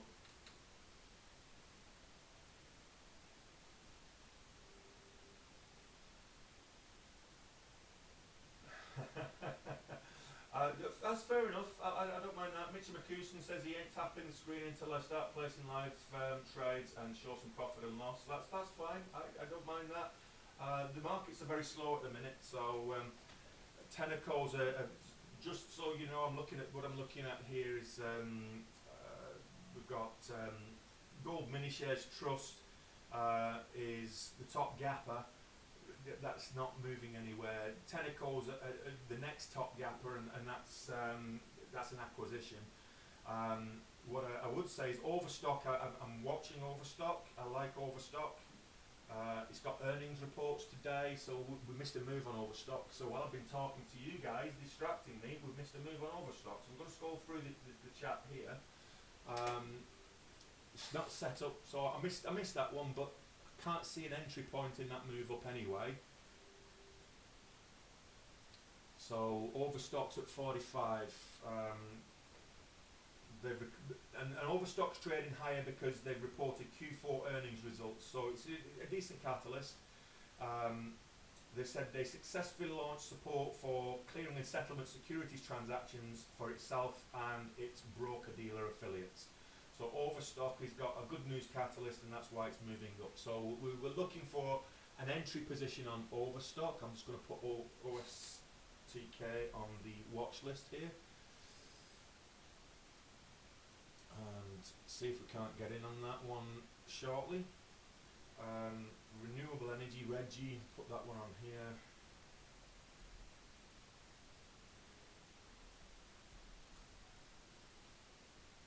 I'm still watching that one. It's fairly extended, is Reggie.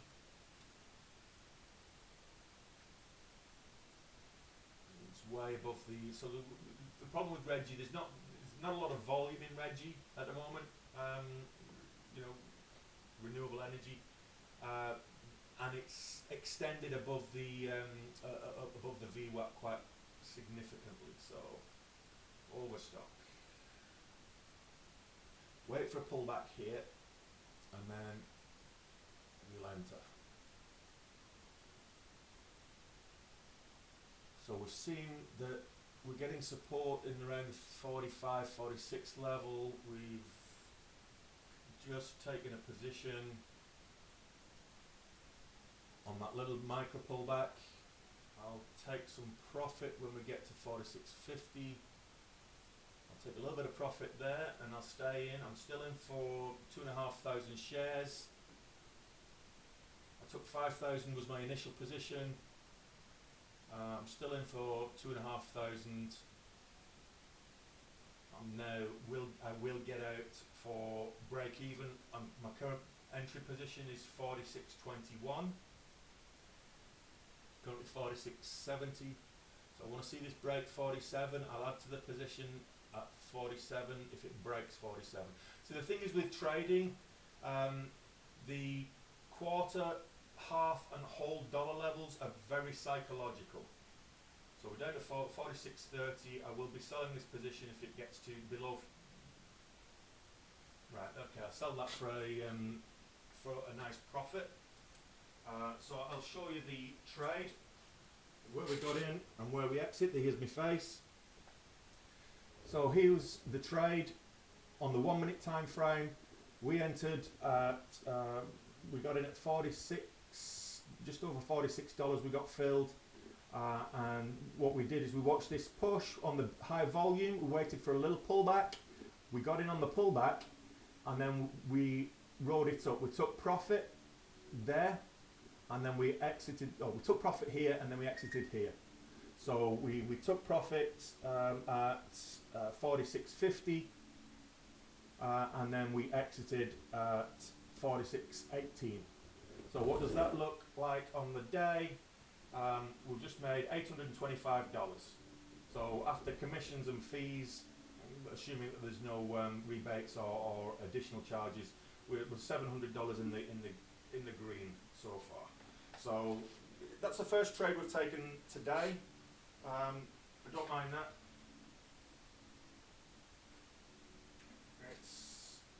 We don't want to be. It's about base hits. We don't want to be trying to swing for the fences every single time. We take base hits. So now I'm looking for another entry position on here. So I'll wait for it. If it pulls back to 46 again, which we saw confirmed as a resistance level, so now we're seeing it confirmed as a support level. So 46 is whatever we take now as a starting position. 46 is our exit position. So we can afford to have that as a tight risk. So I'm looking now for a possible pullback or this range. The high of this red candle is 46.87. So if it gets to 47 and breaks 47, I'll potentially look for an entry position after that. So I'm either looking for a pullback to 46 or a break of 47.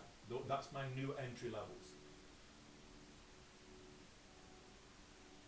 As I was saying, it was rejected at 47 and pulled all the way back to 46. So the quarter, half, and whole dollar levels are very important psychological levels when you're trading. If there is no previous resistance levels, and I can see from the 16th on this one, Overstock, we had resistance at 46 as well. So it's not just setting up as a previous resistance pre-market. It's confirmed as a respected level from earlier in the last week.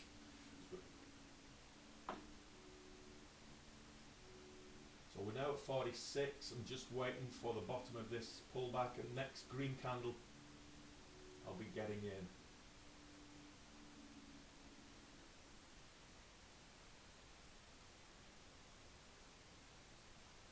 So I didn't want to do that. I pressed the button twice, so that's not good. Well, we'll just watch.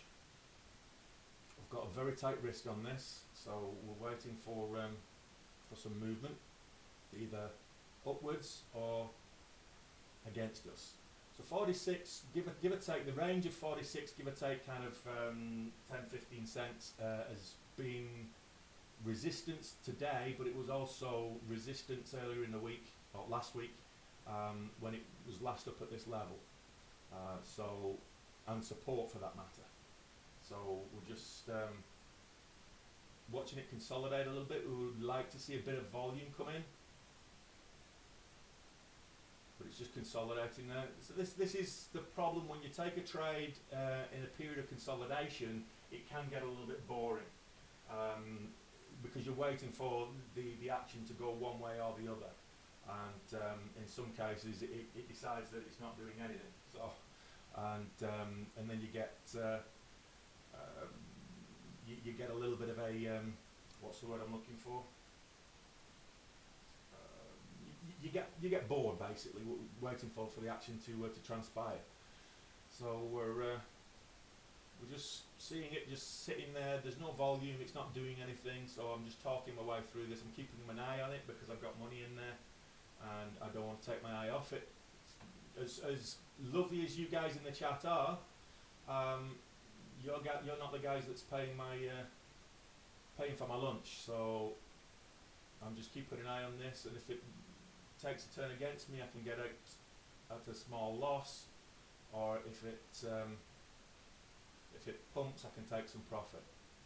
So we're currently at on that $46 range, and it's deciding whether it wants to go one way or the other. So I want to see it go up because I'm long, and we're just waiting for it to decide one way or the other. It's funny how the technical levels tend to be respected in most stocks. It's not like history repeats itself. It's not like that when you spot the patterns, they're not 100%. I would say that they're not 100%. They're not going to do something just because there's a previously confirmed support or resistance level.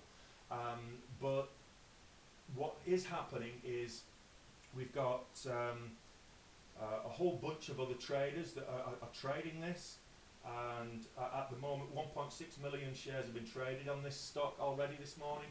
So we've got a whole bunch of traders watching this, watching these same levels, watching these same patterns, and they will enter and exit at similar levels.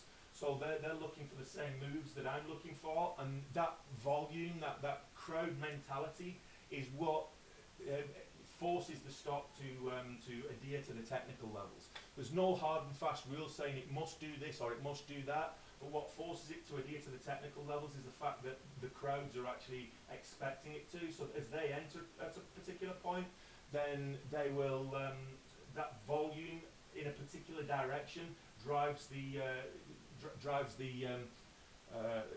stock in a particular way. It's not that there's many smart traders out there. It's just that the stock does. See, the problem with most traders is they make bad decisions. So they will hold on to losing positions way too long, and they will cut winning positions way too early. That is the typical behaviour of a losing trader. So very often what they'll find themselves in is they will adjust their stop levels to accommodate a losing position, and then when it finally does go in their favour, they'll take a very small profit, which is less than what they originally expected when they got into the trade. So that screws up the whole risk versus reward mentality that they have, and because they've made a profit on that, a small profit on that trade, they then think, okay, well that's the way I need to trade. And before you know it, they start averaging down or adjusting their stops in a losing position, and it doesn't bounce in their favour. So their next losing position is a much bigger one, so it wipes out any previous gains that they've had. And I've had that myself. I've had weeks where I could go 2, 3, 4 weeks in a row where I've had all green days and I'm doing really well, and then I'll have this massive red day, and it might have wiped out 2 weeks worth of profits. And you know, most traders go through that kind of relapse, if you will, where you I suppose it's a bit like It's a bit like being an alcoholic, where you get that, you used to drink and then you're sober for how many months in a row, and then that one drink that you have, it, it, it, it knocks you off the bike, and you're then drunk again for another couple of weeks. So it's a similar kind of mentality,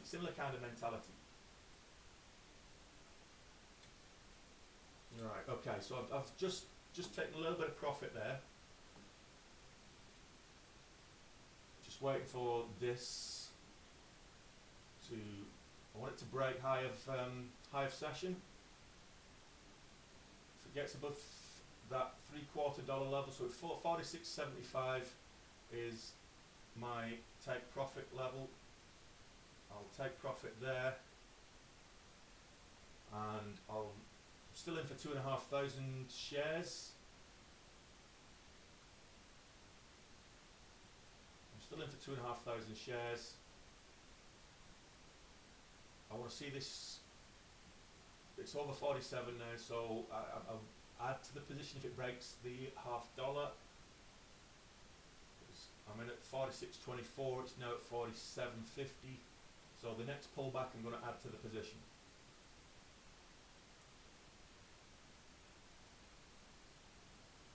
So add to the position there.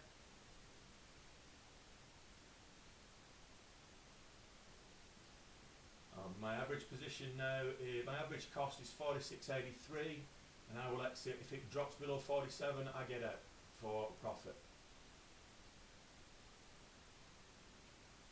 So I want to see if this is pulling back, that's fine. If it goes below 47, I get out for a profit.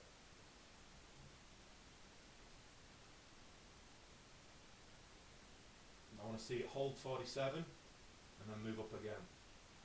So the volume just came in on that last candle, just as we added to the position. So I'm not overly worried about this right now. We just broke morning session highs. We got up to 47. The $0.75 range, we didn't quite make that. So the high of this candle is 47.68. It was rejected at the $0.75 range. So we see again and again that the technicals give you those points to watch, and you can get in and out, entries, exits all the time, and you've got your stop. I'm now at 47.08, and if it drops much lower, 47, I'm out. Okay, so I'll walk you through that trade. The reason I'm not too worried about missing anything, it's pre-market. We've got 10 minutes before the bell. That's probably the last trade I'll take before the bell. But here, what I want to, here's my face again. What I want to talk you through this trade is the mentality here, okay? So I bought in for the break of 46. So I got in there at 46, what did I get in at? 46.20 I got filled at. But I'm going to just zoom out a little bit and look at the 60 minute, okay? So we're trading up here. We see back on the 16th that we had a lot of action around the $45, $46. So we've seen $46 act as a resistance point before, and we're seeing 45 act as a support point before. So 45, 46 was the range in this session here. We then saw on the 5 minute, we were watching the 5 minute, we see that the 46 acted as a resistance there as well. So we had no problem when this came across here. So we're looking at the 46 level, we had no problem.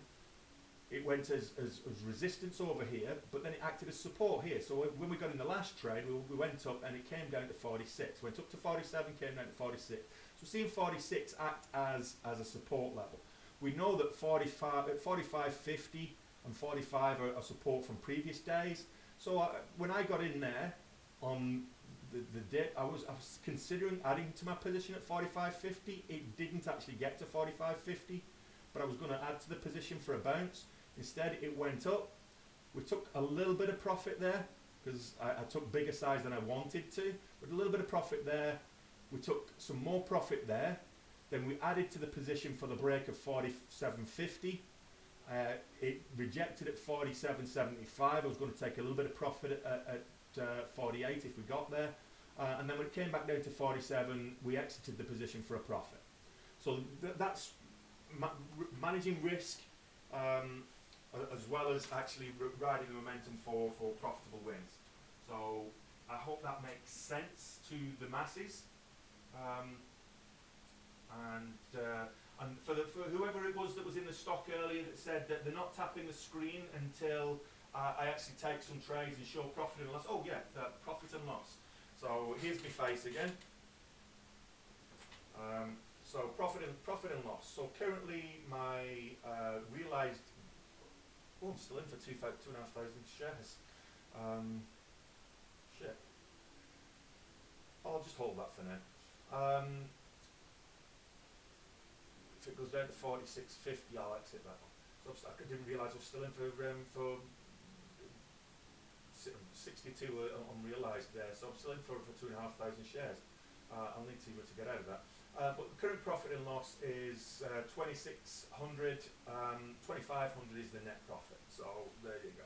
So going back to what I was saying to whoever it was that's not tapping the screen until I show some profit and loss and take some trades. My guy, get tapping. And to the rest of you, get tapping. So, you know, we've got 18,000 likes. Let's see if we can break the 20,000 likes. And we've got 300 people, 10 taps each. Will give us 3,000 likes. Will get us over the 20,000 barrier. So everybody just tap the screen 10 times and it will do. So I can't believe I'm still in for 2,500 shares. Right. That's a losing position of $300 at the minute, which I can afford. But I want to see this bounce. If I'm just going to get out of that because I can always get back in. I didn't realise I was still in for 2,500 shares. That's what happens when you're trying to stream and trade at the same time. So I was trading Overstock. So OSTK is the ticker. Don't follow my trading like for like. This streaming is delayed. There's about 3 or 4 seconds delay on the stream, the latency on the stream. So by the time I've got out of the position, if you see me get out, I've already got out like 3 or 4 seconds earlier. So don't try and follow me. Don't do what I do. I'm not offering stock picks. What's my percentage that I risk per trade? It depends on my starting position. It depends. I don't so much risk a percentage as such anymore. I used to, but what I now do is I set my risk levels. So I look at I set my stops at confirmed levels of support or resistance or whatever the situation. Bands within. So that I got out. That's just typical, isn't it? There's your FOMO. So a bull flag formed, and I didn't register the bull flag formed. It was just that I was distracted by the fact that I'd left 2,500 shares in there. If I'd looked at the chart, a beautiful bull flag formed, and then it shot back up to 47.63. So let me just show you this. So this is what happens when you're trying to multitask and you're a man. So we took some profit, and I thought I'd exited the position there. Okay. Then I started talking to you guys again and realised that actually no, I was still 2,500 shares. So I exited the position, and that was about $500 loss. So now my profit on the day is like 2,200. But you can see there, beautiful bull flag. This is a textbook bull flag. So you've got the flagpole here, and then you've got the consolidation flag here coming down. And both flags typically break upwards, as did this. So what you tend to find, I'll just get my little pen. So what you tend to find is bull flags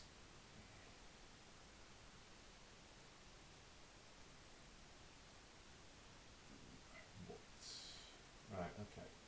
So we get this flag down here. So you can see this here. What's happened here is you get the flag and it's coming down, and it respects this range, this top of range within the bull flag, and then when it breaks out, you see this volume candle. this volume candle, all the shares, traders coming in, they all see this bull flag. So your entry point here, just so if you're thinking of how do I know when to enter a bull flag? So when you see this, you've got the flagpole coming up, and then you've got these consistent red candles going down there, and it tends to be a parallel channel. So if I just get the other another rail line here, and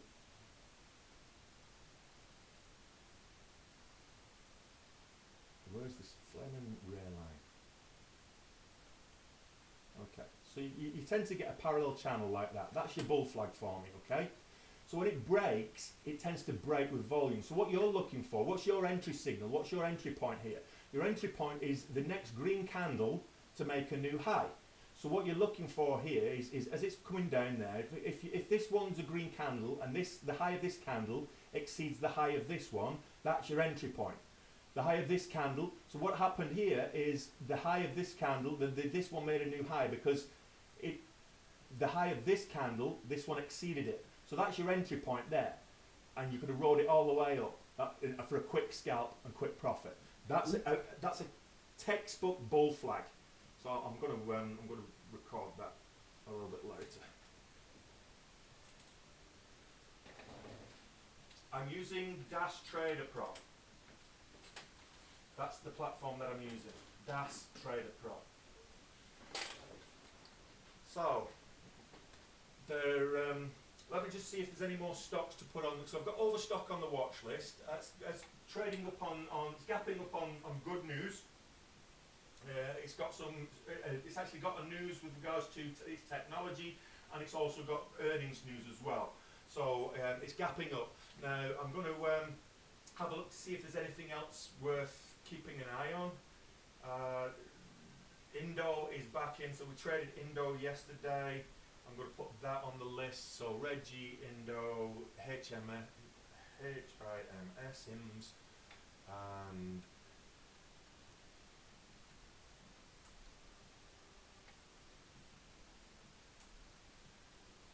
Indo. So I'm just going to do that because we're 3 seconds to the bell, and then I'm going to switch my scanners over to regular market. Now, one of the things that you can do is you watch the action at the bell, and it's very easy to try and jump on the momentum of them first green candles, and that's usually a bad thing because you'll get people that will take profits. So right now I'm still watching Overstock. The green candle went up to the kind of 48.50 area, and then it's just pulled all the way back down to 46. So you could have got stuck in a flush. If in doubt, my advice is, if in doubt, just sit the first couple of candles out. There's no harm in sitting on the sidelines. What also you will be able to do is, after 2 or 3 candles have formed, 2 or 3 1-minute candles have formed after the bell, you're able to see what the range is. So what you call, they say 15 minutes, I prefer 5 minutes. Look at the first 5 opening candles on the 1-minute chart, look at the full range of the first 5-minute candle on the 5-minute chart, and then you can start trading within that range. You're looking for a breakout of whatever that range actually is. So I'm just watching the range of, so Indo at the opening bell went all the way up to around $8.45. It's flushed all the way down to $7.50, and it's tapped the volume weighted average price. So you need to be very careful when the bell rings. Don't just jump in a stock and expect to, it's not gambling. Don't just jump in the stock and expect it to move. Think about the patterns that are forming. Just look at the ranges that are forming. What I'm seeing with Overstock now is that we've got lower lows on the second candle than we did on the first candle. So I'm looking at this now as, okay, second red candle in a row, it's lower lows. It's following 2 red candles on the previous. So I'm looking at the 5-minute to say, okay, well, is this a larger bull flag forming here? And I'm just watching for a potential break of a range here. So it's got a huge opening range. So now I want it to start seeing it start making lower lows and higher highs. a bit like Indo's trying to do. So we'll have a look at Indo. So we had a high, opening range high of 844. We've tapped that again with 843. So we're getting some resistance at 844. I'm going to put a horizontal on here so we can see that here next time I show you. And I'll put that at this bottom of this range here, which funnily enough, the bottom of this range is also a resistance level from earlier in the day. So it's respecting the INDO, which we traded yesterday, is fairly well respecting the technicals. Just to put it into context. Now I'm keeping an eye on Overstock there, so this is why I have 8 screens open at any one time on the 1 minute. This is my watch list, so I'm looking for action taking place. Reggie is now moving up on decent volume. It's just breaking highs. So volume's still not huge though. That's a big thing. The volume's still not huge, but I did like the way that bull flag set up, and I'm kind of kicking myself with Overstock that I didn't take it. So I'm just going to go back to Overstock because it's moving back up. We've seen pre-market highs of 47.67. We've just broke those highs. We're looking to get a higher day breakout, an opening range breakout now. So if we can beat this opening candle high of 48.42, that will be a good time to take a position. We'll have a tight risk, and we should see some volume come in to break that opening range high and move on to new highs of day. So that's what we're looking for here with Overstock. So we want to see it breaking 48.50s, and there we go. You see the volume coming in. We see a huge run up to touching 49s. So we just took a position, and I didn't exit quick enough because I was too busy talking and commenting on the position. But we took a position for the break of the pre-market high, and the volume's still coming in. So we'll take some profit once we get the opportunity, as that moves up towards 48.50, 48.75. I want to see the reaching higher days again. So this is pulling back a little bit, which I don't mind. I don't mind it pulling back here. So again, if you're not taking stops, or you're not taking putting range orders in, which will take the profits for you, you sometimes have to be very quick to profit from the move. If you're busy talking on stream, you can sometimes miss the move. But the principles still apply. So I'm not worried about this trade just yet, because I'm still getting lower highs. I'm still getting good volume on that green candle. What I don't want to happen is for it to fall below the previous one of these previous support levels. We're just moving up into kind of the profit level now. So as we get a bit of volume into this one, which is trading upwards, we're into profit now. I want to see it taking 49 and holding. If it takes $49 and holds, that's a good sign. Will we get above 49? Are we done for the morning? Will we get 49? We were just shy of 49, so we got 48.88. So that whole dollar level was proving to be a little bit of resistance there. So I'm expecting that we want to retap that. If we get a double top, that's usually a bullish sign. What I mean by that is it touches a certain level multiple times, and then breaks through. So we're looking for a range break here. So we're looking for the previous. We'll take a little bit of profit off there, and then we'll take some more profit at 49. So we took profit at the whole dollar of 49 in case we got rejected. So managing the risk accordingly. And I think I'll just I'll just watch this a little bit longer. We're still in for 2,500 shares. It's moving back up towards 40 now, 48.60s now, but if it breaks 48.50, I'm going to exit the trade. So that's now my my new exit point. So my stop now is 48.50.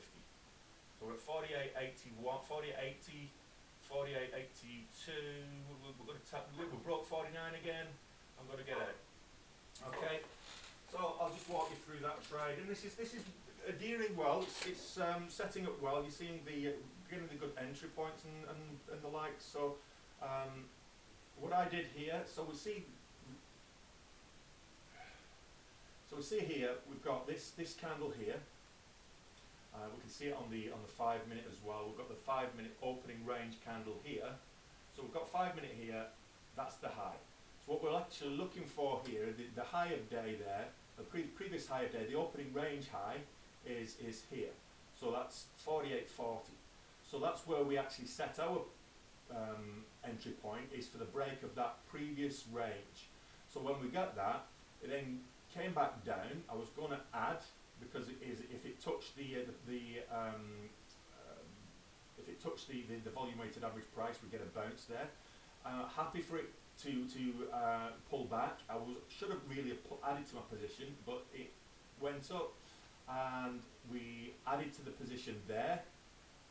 We went up, took profit here, and when it started to pull back, we took profit and exited the position there.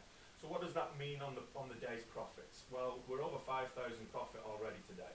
So 4,000 on the day if we're talking about after fees and charges. So that's how it's done. And the most I've taken is 10,000 shares. I've not taken more than 10,000 shares. So whilst that's relatively big size for the account, my risk has been relatively. I think the unrealised losses, the most I've had is about $1,500 unrealised losses, and I've been watching the levels, support and resistance levels that I already mapped out pre-market on the 60-minute and previous days as well. So it's respecting the levels fairly well. I'm using Daytrading Pro. So it's respecting the levels fairly well, and by utilising those levels to our advantage, it's getting a bit extended now, above the volume weighted average price. So I'm expecting a bit of I'm wanting a 1 minute red candle for a bit of cooling off and consolidation, ready for another move up. That's what. And funnily enough, look at this. I'm getting a red candle now just as I'm speaking about that. So I want to see a full red candle close before I take another trade with Overstock. So I want to see it consolidate a little bit, because if it gets too extended, what tends to happen is you get a lot of people.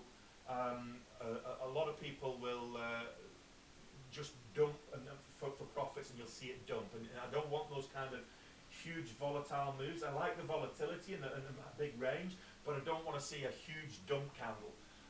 So I missed my chance to get in there while I'm talking. So I'm not going to make as much profit as I should be doing while I'm addressing the chat. So I apologise for that. So I started this challenge. So just so you know, I started this challenge on the 1st of February, $5,000. I started today just shy of $100,000 in equity. So we've gained $95,000 in the last 15 days, 15 trading days, and we're currently $5,000 up on the day today. So we're doing well. That's a good question. Where do I get my news from? Where do I check the catalyst? Where do I get my news from? Here's my face. There's a link in my link tree for this. If you want to, I swear by this. I do this every day. So this is Benzinga Pro. Okay. Here I've got all the gainers, and I've changed it already to the regular session. All the gainers based on the session, based on the previous day's closing price. So yesterday's closing price. This is all the gain is over the last 15 minutes. So this is where I'm looking for surging stocks that may have not been on the watch list.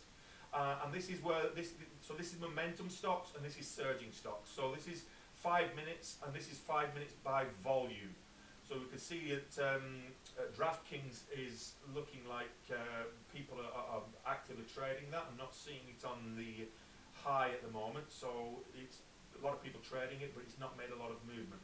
Down here I've got my alerts. So what gets alerted here is any price spikes either up or down, and halts or resumes. There's a number of different things that can set this, but what I'm looking for is halts and resumes and price spikes. And as for news, in answer to the question, the news is rolling, comes out in real time here, and I can get a tick on, if I click on any one of these highlighted tickers, green or red highlighted tickers, it just pulls up a new window with all the relevant information. So I'll just pull that up here. Pulls up a new window with all the relevant information that you can see. It's got the financials, company information, it's got the news, the latest graph. I can look at key data like the size of the float, the short float or percentage short interest. So all of this information is relevant for if a stock is going to make a big move. Now, Overstock, so what we've just been trading, let me just pull this up on the bigger screen. So Overstock is the one that we've just been trading, and you can see there straight away we've got the news. Overstock is trading higher because they just reported good Q4 results, and on top of that, it successfully launched support for clearing and settlement securities transactions for itself and its broker-dealer affiliates. So Overstock has got a good catalyst, and a lot of people looking at it on top of its earnings results that came out this morning as well. So that's why Overstock was on my watch list early, and why I was watching it. And that's Benzinga is where I get the. I'm only trading stocks, yeah. So Benzinga is where I get my where I pick up on the stocks, where I get my information, my alerts, my scanners, and everything else. There's a link in my link tree. Swipe left, you'll see my link tree. Go in there, you'll see Benzinga. You can actually try it free for 14 days. I swear by it, and if you're trading, it's more than worth a subscription. I pay for it every month, and it's worth a subscription fee. So right, okay. So any more entry positions? We're now at 15 minutes in, so just go figure. 15 minutes in, and we're already $5 grand up. So you know that's a good morning's work or good afternoon's work. Just looking for another entry position. We got the pullback. So I said I wanted a 1 minute candle pullback. So we got four red candles. We've got a 5 minute red candle for consolidation, which is actually a good sign. Now I'm looking for an entry point to get in with this, because it looks like it's acting in a very bullish way. So I'll just take a starter position at $49, and we'll get in at 49. We'll take some profit at 49.50, or we'll get out at 48.50. So I'm risking 50 cents either way. So that risk versus reward ratio that I just mentioned there is a 1-to-1. But what I'm actually doing is I'm taking profit at 49.50, but I'm only taking half off. So I'm currently in for 5,000 shares, and I want to see this up above 49.40. There we go. I've just taken profit at 49.90. Still in for 2,500 shares. I will now, my stop is going to be $49. So I'm risking 13 cents on this remaining 2,500 shares. I want to see this above $50. And for sure, the volatility is back. So the market's back to being a nice hot market, volatile market. The last couple of trading days have been very good. We're up at the kind of 50. What I'm going to do here so I can address the chart is I'm going to put a trailing stop on this. And I'm going to put a 75 cents trailing stop. Okay. So that will now move up. So I don't have to worry about that now because I'm in profit with this particular trade. My entry point is 49.13. I've got a trailing stop which is currently 49.21. So whatever happens now, that's just going to follow the price action up, and it'll get out when it pulls back a maximum of 75 cents. And so I'm not worried about that. I took profit off that. Actually, I'll just show you that. Here's my face. So here we got what we're looking at here. Okay, so we had a consolidation period on the 1 minute time frame. So I'll look at the 5 minute time frame. Actually, it's probably easier to explain. So we're going to a first 5 minute consolidation candle here, the red candle. So what we then get is we've got the top of that candle becomes the consolidation range. So what we've got here is this is the top of that red candle. So what we're then looking for is after that we're looking for a next green candle to make a new high, which was this one, made a new high. So that was our entry point here. Now we got to there, I got filled on this candle, but that was the entry point. Next green candle to make a new high. As we moved up, I took some profit there. I just got out. I think I just got out there. Oh no, I took some profit there, and then I've set this profit. So I've set this trailing stop loss here. So as that moves up, this is 75 cents behind the high of this green candle. So this will continue as this continues to move higher. This one will continue to move higher. And right now, what does that mean? So right now, as you can see, that means that we are $6,000 profit on the day, and we've got an unrealized gain at the moment of another $2,000. So when this stop loss gets hit, whatever this realized, unrealized gain is, gets added to the realized, and then that's added to the total. Currently, we're like 6,200 in gains today. So that's the advantage of putting a trailing stop loss in there. Okay, and I'll come to given that I've got the trailing stop loss in there, I'll come to too much noise on these charts because your eyes hurt. I do try to keep my charts as clean as possible. If I'm being honest, I use much less technical indicators than a lot of traders, and hopefully. So six grand and counting. So we're currently just over 6,000 on the day. I'm moving up, so we'll get at least another, at the very least, another $800 on top of that, because of the 75 stop loss that we've got.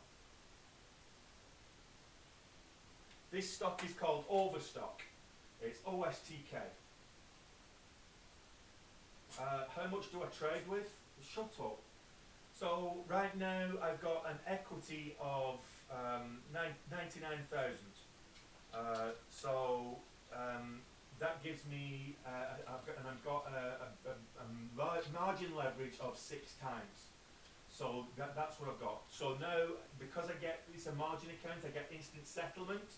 I get the 99 times 6 plus whatever's settled. So that's what I can trade with. Where do I trade?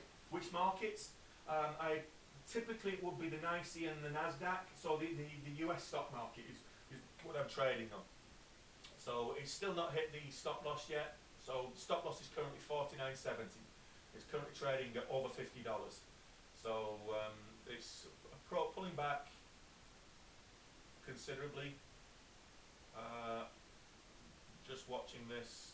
Okay, so we got $1,000 out of that. When it just hit the stop loss, we got an additional $1,000 out of that. So we're now $7,362 on the day. So I'm not I'm not too worried about making too many more trades. So my ultimate aim is that I have an ambitious goal of $5,000 a day profit.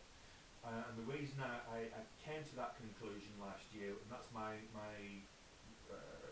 once I've done that, I'll take trades after that. That's great, but that's my ultimate aim, is to make an average of $5,000 a day profit.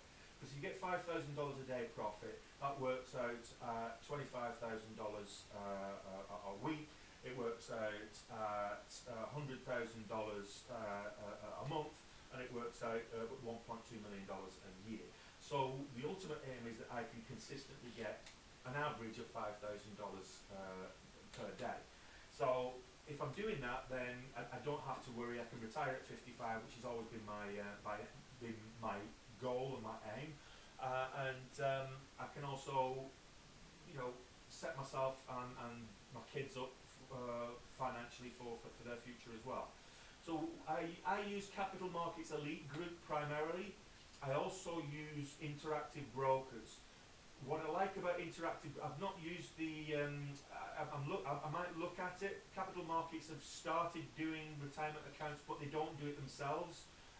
You have to do that through another third party, which I'm not sure about. But I use interactive brokers because I've got a retirement account. So what a retirement account is to me, Miyako, shut it! What a retirement account is to me is it's my pension. It's the same principles. It's tax free, and the pension.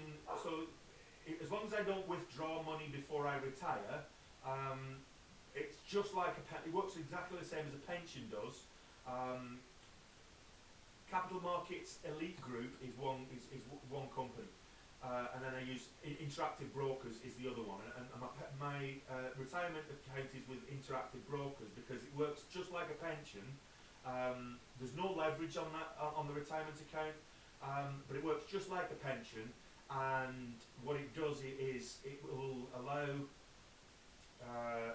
you to manage your own funds within the pension. So instead of paying somebody, a pension manager, to manage your pension for you, you're actually managing the funds within your own pension.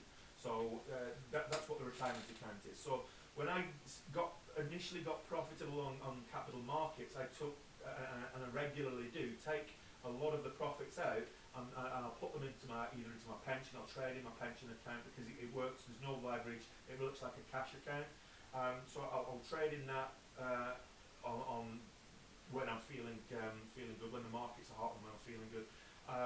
There's no tax on that, which is a good thing. And with regards to this one, I will empty the account on a monthly basis. When I say empty the account, I usually leave $30,000 to trade with. So that's what I recommend for trading, is have at least $30,000 in your account. You can have less. I started this particular challenge with $5,000. It depends on. The question here in the chat is, how long does it take to become a profitable trader? And the simple answer to that is infinity. The majority of people do not become profitable traders. Over 85% of people, according to Stanford University, over 85% of people never have any consistent profitable period within their time as a day trader. Most people will lose money. So what I'm saying about that is if you're thinking of getting into the markets, don't put any money in that you're not prepared to lose, first and foremost, and learn how to do it in a simulator first. Do not put any money into an account until you've proven to yourself that you can be consistently profitable, trading the patterns, trading the strategies, and only then start small, because your emotions will take over.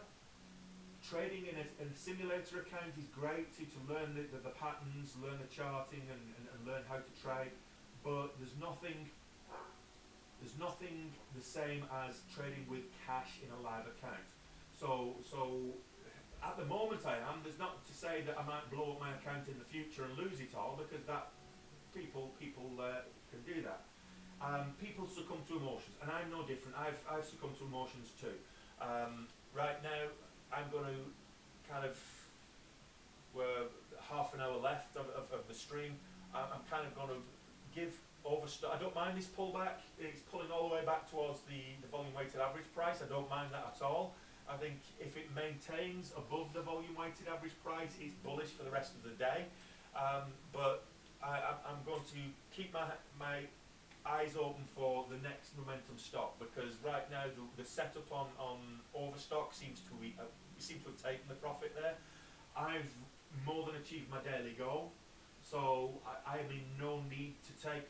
If I'm taking a trade now, I'm taking it just for trading's sake.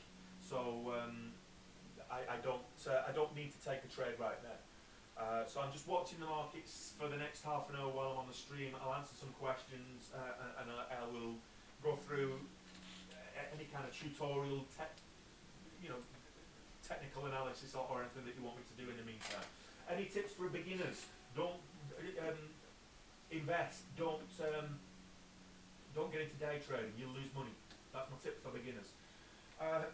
In reality, though, you can learn it. You can learn it. I mean, I'm thinking about teaching it myself. There's a few people keep asking. I get a lot of people asking me, "Can you teach me how? Can you teach me how?" So, yeah, I might do. So, send me an email if you're interested. Send me an email. If I get enough interest, then it's worth my while to do it. Then why not? It could be interesting. How can you be sure to make 5k a day though? You can't. The simple answer to that's a good question. I can't be sure to make 5k a day. I do take losses. I've been fortunate enough this month. I've only had one red day. I've only had one day, and I've been able to keep that low. So I do take losses. On Friday, I was $11,000 down on Friday before I took that big trade that effectively took us beyond the goal for this challenge. So I do make losses. On Friday, I made two bad choices. I took two trades when I shouldn't have taken them. I was chasing momentum, and that's one of the things. One of the rules was the cardinal sin within day trading. One of the rules that you shouldn't do is chase the action, and I did. And I know that I shouldn't. Like I can say it's a cardinal rule. You should not be chasing the action. But guess what? If the neighbour's daughter is a beautiful young 19-year-old, I know I shouldn't. But if she comes on to me, I probably will. So emotions get the better of us. Get the better of even the best of us. For reversals, reversals, I tend to leave if I'm still trading in power hour. What I look for is the squeeze reversal. So when you're looking at reversals, a stock that's moving down on heavy volume, for example, coming into the last hour of trading in the day, usually, if you look at the short interest, you usually find there's a lot of shorts in there. So what you can actually look for is the increased volume of shorts covering to take profit, where they'll be shorting it all day, and towards the last 15-20 minutes of the trading day, and you will get a bounce, what we call the short squeeze bounce coming in. That's a good reversal pattern to look for as well. So reversals can be good. Also, when you're looking at opening range dip and rip is a good reversal pattern that I like to trade. We saw a couple of those this morning. Overstock did it. It opened, it dipped, and then ripped up. That was a great. And what I tend to do with the dip and rip is I wait for it to break the high of that opening range, which is exactly where I got in with Overstock, and we were able to take profits there. So I'll just walk you through that. So he's asking what. Here's my face. Here's the chart. So this is the 1 minute chart. Okay. At the open, so the grey on the left is the pre-market. We get to the open, and what happened here is we got here, it moved up, but then it dipped. Okay. So this first 1 minute candle has already formed a range. We get another couple of red candles. So this is the continued dip. So it's coming all the way down towards the volume weighted average price here. So this is a nice point to look for a reversal, because A, it's dipped at the open, but it's dipping to an area of support, which is the volume weighted average price, which it did. And we saw the volume come in on the green, the green histogram behind. We saw the volume come in and it moved up. So I didn't jump in. I could have jumped in here. Some traders would have jumped in here, the next green candle to make a new high. I didn't, because I wanted to see a confirmed trend form. So what I did is here, the range is here, the high of this opening range is here. So what I look to do is get in there, and I set a limit order. So I actually got in here, which is the high for the break of that high. So what I did is when it pulled back, I wasn't too worried about the pullback. I was expecting it broke the previous high, so I know now that it's on an upwards momentum. It stayed above the volume weighted average price. I could have added the dip here, but you know, sometimes it's best just to you know, stick to your guns. So then when it bounced off that volume weighted average price, the range around the volume weighted average price, I added to the position here, went all the way up here, and then when it started to pull back again, I took profits, and then exited the position there. So that's a good typical example of a reversal strategy.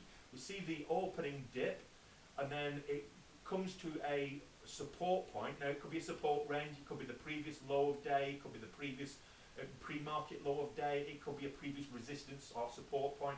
You look for an area of support, in this case the volume weighted average price, just happens to coincide with this this trend line from the previous bull flag as well, pre-market bull flag. But when you get to that level, that's when you're looking for the reversal. So that's another good reversal reversal strategy.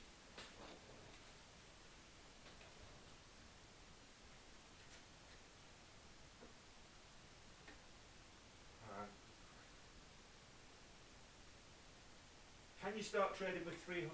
You can't really start trading with $300, but you can start investing with it. My advice is if you've got $300, invest it, put it in an ETF or something like that, and then the next time you've got $300, add to it and keep adding to it, and then once you've got enough, you can then start trading. The reason I'm saying that is to be an active trader, you need a broker that is going to give you direct market access, they're going to give you fast execution times, and they're going to give you the tools to be successful. And the problem with that is a lot of the time you're paying platform fees, data fees, etc., to your broker, in addition to commissions that your broker will charge. So if you're going to try trading on one of these zero commission brokers, in North America, great, because there are a number of zero commission brokers in North America that have platforms that give you the ability to it's not usually direct market access if it's zero commissions, because you get the payment for order flow things through an intermediary, but they give you decent execution speeds and decent fills. So in North America you can trade for zero commissions. Outside of North America, most brokers charge commissions, and with $300 you have to have either an extremely high accuracy and trading very, very seldom to be profitable, or you are looking to make huge swings every time you trade. So if you think about it, $300, you're not getting any leverage on that. You're not going to get any leverage on anything less than $500. You're only going to get a 2-to-1 leverage on anything less than $2,500. So you're getting no leverage on $300. So on Overstock, for example, when it's down at $30, you can effectively take 10 shares. So you take 10 shares and it's moved, let's say it's moved $5 a share. You've made $50. If you manage to capture the whole move, you've made $50. How much are your commissions and fees on that? Does that wipe out your $50? You know, so you've got to be conscious of how much your commission charges are and how much the fees are, so that you need to be making more every trade in order to pay for your commissions and fees. So at 300, you can swing trade with that, and I would say you can get good value in the crypto space with that, but for day trading, it's not enough. The minimum I set at the Fed, North America have this, what we call PDT, or pattern day trading rule. where they won't allow you to do more than 2 trades daily. I think it's 2 trades daily. If you don't have at least $25,000 equity in your account. It's called a PDT rule. And I actually agree with that. I don't agree with the fact that they're stopping traders from trading. If you want to trade, you should trade. But that kind of level, to be profitable in day trading, you really need to be starting with an equity of about $25,000. Anything less, if somebody said to me, okay, $3,000, $5,000, would you recommend I get into day trading? I would say I would buy a funded account that they're going to teach you for that kind of fee. The TradeNet or someone like that will charge you $2,000, $2,500, and they will teach you how to trade. And then when you are competent, they will give you a funded account of $80,000 to trade with, and they will take a profit split. So you keep 70 or 75%, I think it is, and they'll keep the other 25-30%. And that way, you're not risking huge amounts of your own money whilst you're learning your trade. The downside of that is you're not trading pre-market, but that's not necessarily a bad thing because the volume's lower in pre-market. Just because I like to trade in pre-market, it's not what I'm best at. I make most of my gains in the first 60-90 minutes of the market, from 9:30 market time to 11 a.m. market time. That's when I make most of my money. That's when I'm most successful. I just like to trade pre-market. It's just a preference of mine. I'm actually less profitable pre-market than I am after 9:30. So just be wary of that. If you've got a small amount, look at if you've got a small account, a small account, a small equity, rather than risking it all. Maybe look at, and there's a links in the link tree as well for the TradeNet. You can actually take $200 and try the challenge. Now the likelihood is you're going to lose the $200 if I'm being honest with you. So, but it's good experience. So you take the $200, do the $200 challenge, and there's a crypto challenge and there's a stock challenge. And what it does is they'll give you an account to trade, kind of $10,000, $15,000 account, paper trading account, and they'll give you a max loss, and they'll also give you a profit target. Now they're not saying you have to do it in a day. You can do it over a month or 6 weeks or however long it takes to do it. So by executing good risk management techniques, you can get that, and then what they'll do, they'll either give you $2,000, so it's like you pay $200 for the challenge, and if you do it, they'll either give you $2,000 in your back in your hand, or they'll give you a funded account to trade with. So rather, if you've got 300 quid, go and try the $200 challenge. If you lose the $200. It's only $200. I know $200 is a lot, but for some people, but it's only $200. It's not going to be too long before you've got another $200 to try. So be very careful. Be very careful if you're thinking of putting money into the market. I would say to anybody who wants to try the hand at it, just pay $200. Go on one of these challenges. The thing with these challenges, so actually I'll pull it up and I'll show you exactly what it is. While I've got time, where are we? TradeNet. Okay.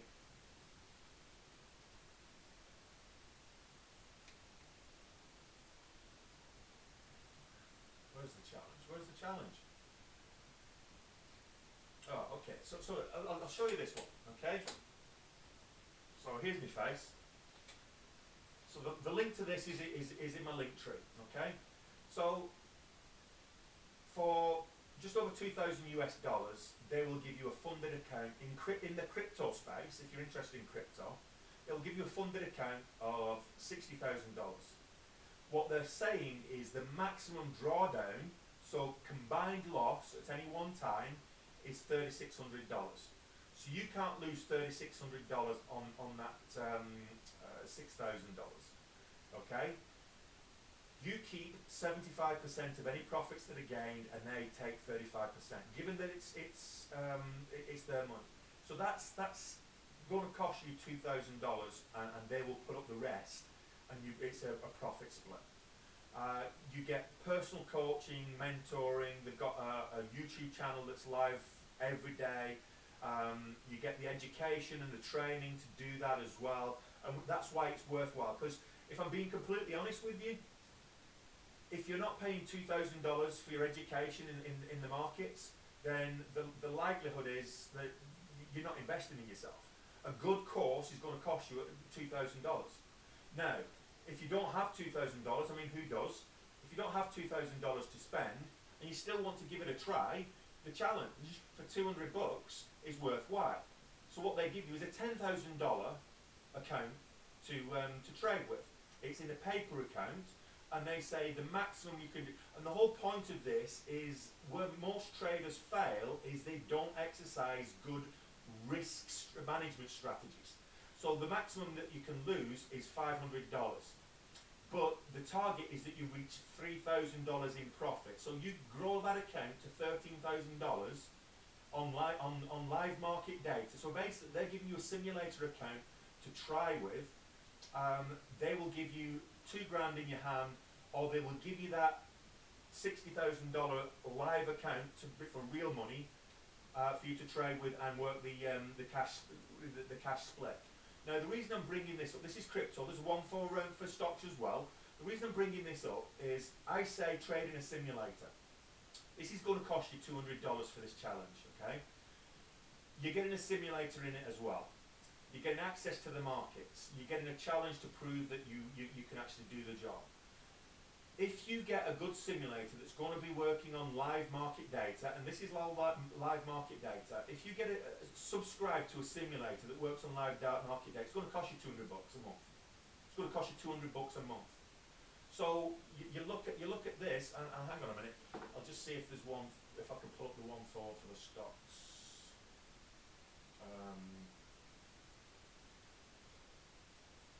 Here we go. So this is the stock one, okay? So this is the stock account. Same company, TradeNet Academy.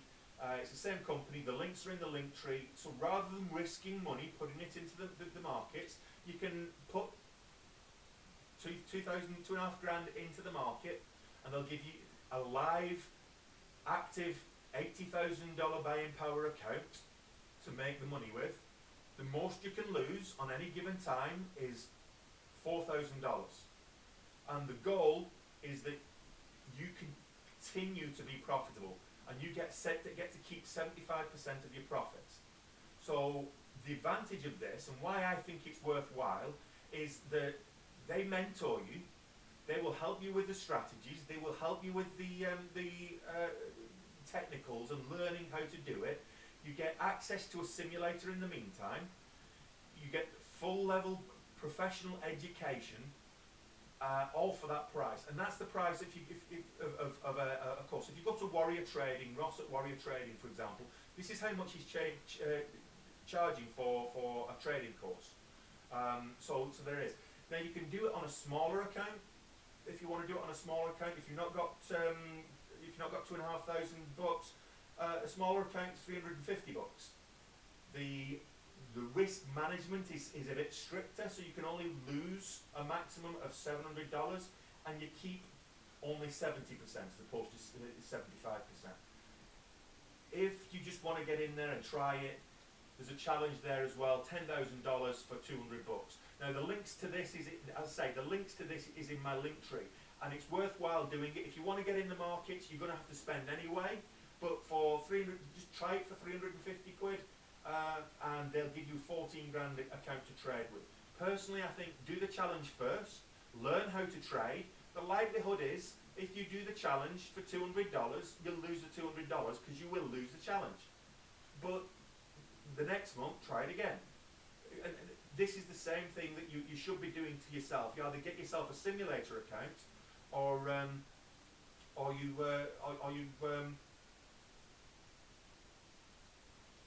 you put money into an account without any guidance, without any education, and you lose it. So that's what I would say. Just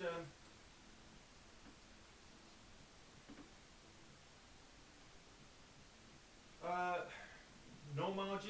to make $5,000, the rule of thumb is that that I look for is in terms of risk. I don't. Profitable traders, you're looking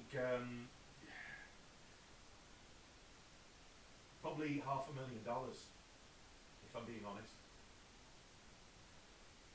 to consistently make $5,000 on a daily basis. Oh, on a monthly basis. Oh, right. Okay. So monthly basis slightly different. Okay. So monthly basis, 20 trading days. So that works out about 1250 a week. So 200. You're looking at 250 a day. So you're looking at an equity of about $25,000. So it's try and look for a 1% gain on your equity. Is a realistic attainment. If you're getting 1% daily, you're going to be a profitable trader. So it wants us to know how much equity it would take to earn $5,000 a month. And provided you set your targets around $250 net gain per day, you'll get you $5,000 a month. $5,000 net gain, $500 net gain per day, I'll give you $10,000 a month. So just think of it that way. What do I think of AMC? I like the company, hate the community. What I mean by that is the company as a cinematic entertainment venue. It's a great, it's a good company. Who doesn't like going to the cinema? Who doesn't like taking a date to the cinema and having fun in the back seats? You know, it's an institution. However, at $72 a share, it was way overpriced. It scores all the way up last year to $72 a share. And the community have got this thing in their heads that the 20% share interest, there's a massive squeeze on the way. That's not huge. 20% short interest is not huge. And they have become so toxic. The Wall Street bets around AMC and the whole Ape Army and Ape Nation and all this kind of stuff. They're calling people out for not being diamond-handed and holding and hodling the line. Guys, they're taking profits. It went up to $72 a share, and actually I took profits there, put it into options and lost it, but go figure, that's me. So, you know, don't berate people for taking profits. AMC right now at $16, $17 a share, fundamentally, that's what it's worth. It shouldn't fall below kind of anywhere between $12 and $20. I think is a reasonable price for AMC. 3 trades in 5 trading days. I think the response to my what's that place to learn to trade again? As I say, if you go to my link, if you swipe left and go into my link tree, you will actually. I'll just where's my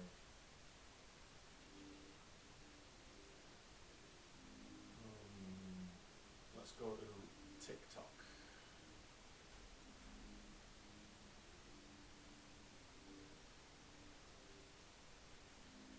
So I'll just go here. Okay. So here's my face.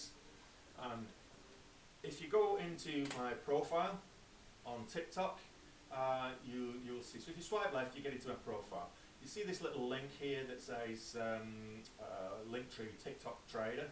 If you click on that, it will allow you to get into a situation. Then you've got all these different links. Okay. So Benzinga. So all the stocks that I trade, that I pick, that I find. This is Benzinga Pro, okay, and I use this every single day. I show when I first get into the markets and I first open my live stream, I show how I set it up, what I'm looking for, how to set it up and everything else. So that's Benzinga, that's that one, okay. What I was talking about just then, to learn how to trade stocks and shares with a fully funded account, that's this one, that's TradeNet Academy. and then they have a similar link for crypto. Now, what I also do have is trader view. So I'll just pull over my trader view. So this here is trader view. So this I upload. Where are we? I upload all my trades on a daily basis. At the end of each day, upload them all, and what it allows me to do is look at analytics of what my trades are actually doing. I've got a journal here on a daily basis, what they're doing. I can get into the reports.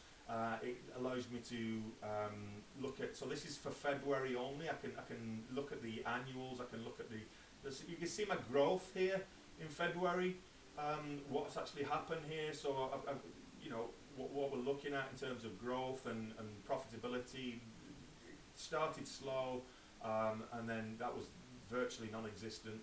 And then we had a big day followed by another big day, and we've had a couple of days since. So that's where we I've not actually uploaded my trades from yesterday yet.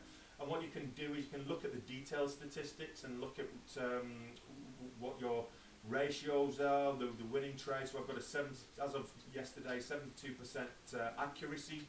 My 5 to 2, I think, or 3 to 2 here is my risk reward at the moment, average. And you look at all these different setups and things. So that's I'll move that back again. That's Trader View. So that's the other link on my link tree. That's Trader View. Trading View, slightly different. So Trading View is the charting tool. This is free. This is the charting platform that I use, map out charts and things, and study things. And of course, I just affiliate with Wise and what have you. So that's my tickety-tockety profile, and here's my face again. So given that we've got 6 minutes left of the stream, I've made my money today. I'm just going to have a quick look at the markets again and see what is moving, if anything. Indo. So let's have a look at Indo. We made money yesterday with Indo. It's just shot up. Let's see. It's just got back above the VWAP, and the volumes come in, and it's trading volatility. The good thing with Indo is that Indonesian energy is that it's a lower price stock. So we can look for maybe taking a bigger size with this one to maximise our position based on the equity that we do have. The wider markets will be affected. The rumours are, and I think this is why we're getting a bit of a rangy market at the moment. There's a lot of uncertainty. The funny thing with the Ukraine markets, without getting too political on the stream, the funny thing with the Ukraine markets, if you speak to someone from Ukraine, they're like, I don't know what you're talking about. It seems to be the Western media that's pushing this narrative of Russia invading Ukraine. Yet you get up to Eastern Europe and the people in and around Eastern Europe, and they're like, no, that's wrong. So I take it with a pinch of salt. In fact, Boris Johnson in the UK actually did say that they're poised to invade. Now, he said that 2 weeks ago. He said it again last week, and he just said it again yesterday. My question is when? It seems to me, my own personal opinion, this is not a fact, it's my own personal opinion, and I don't like getting political on a stream like this, but it seems to me that they're getting the intel from the same people that they were getting the intel 20 years ago about the weapons of mass destruction in Iraq. So, I take it all with a pinch of salt personally. If it happens, then I will. If I actually see things happening and it's being reported from the scene, as opposed to rumours about intelligence, let's face it, White House intelligence has been a bit of a contradiction in terms since Obama left. So let's. I'm not too worried about the wider markets, but things like that, wider political issues do affect the wider markets. It doesn't impact the ability for stocks to make an individual move on a given day. If you're looking at stocks on any given day, What I like to see is the wider market. I look at the wider market, and at the moment it's a bit rangy, and I think that's one of the reasons why we're in a bit of a cool market. But more often than not, we're going to find 1, 2, 3 stocks on any given day that are having a big day. Today it's Overstock. We've had good earnings and a good news catalyst about technology in the finance space. Yesterday it was Indonesian energy, which is moving in on a continuation today from yesterday's news.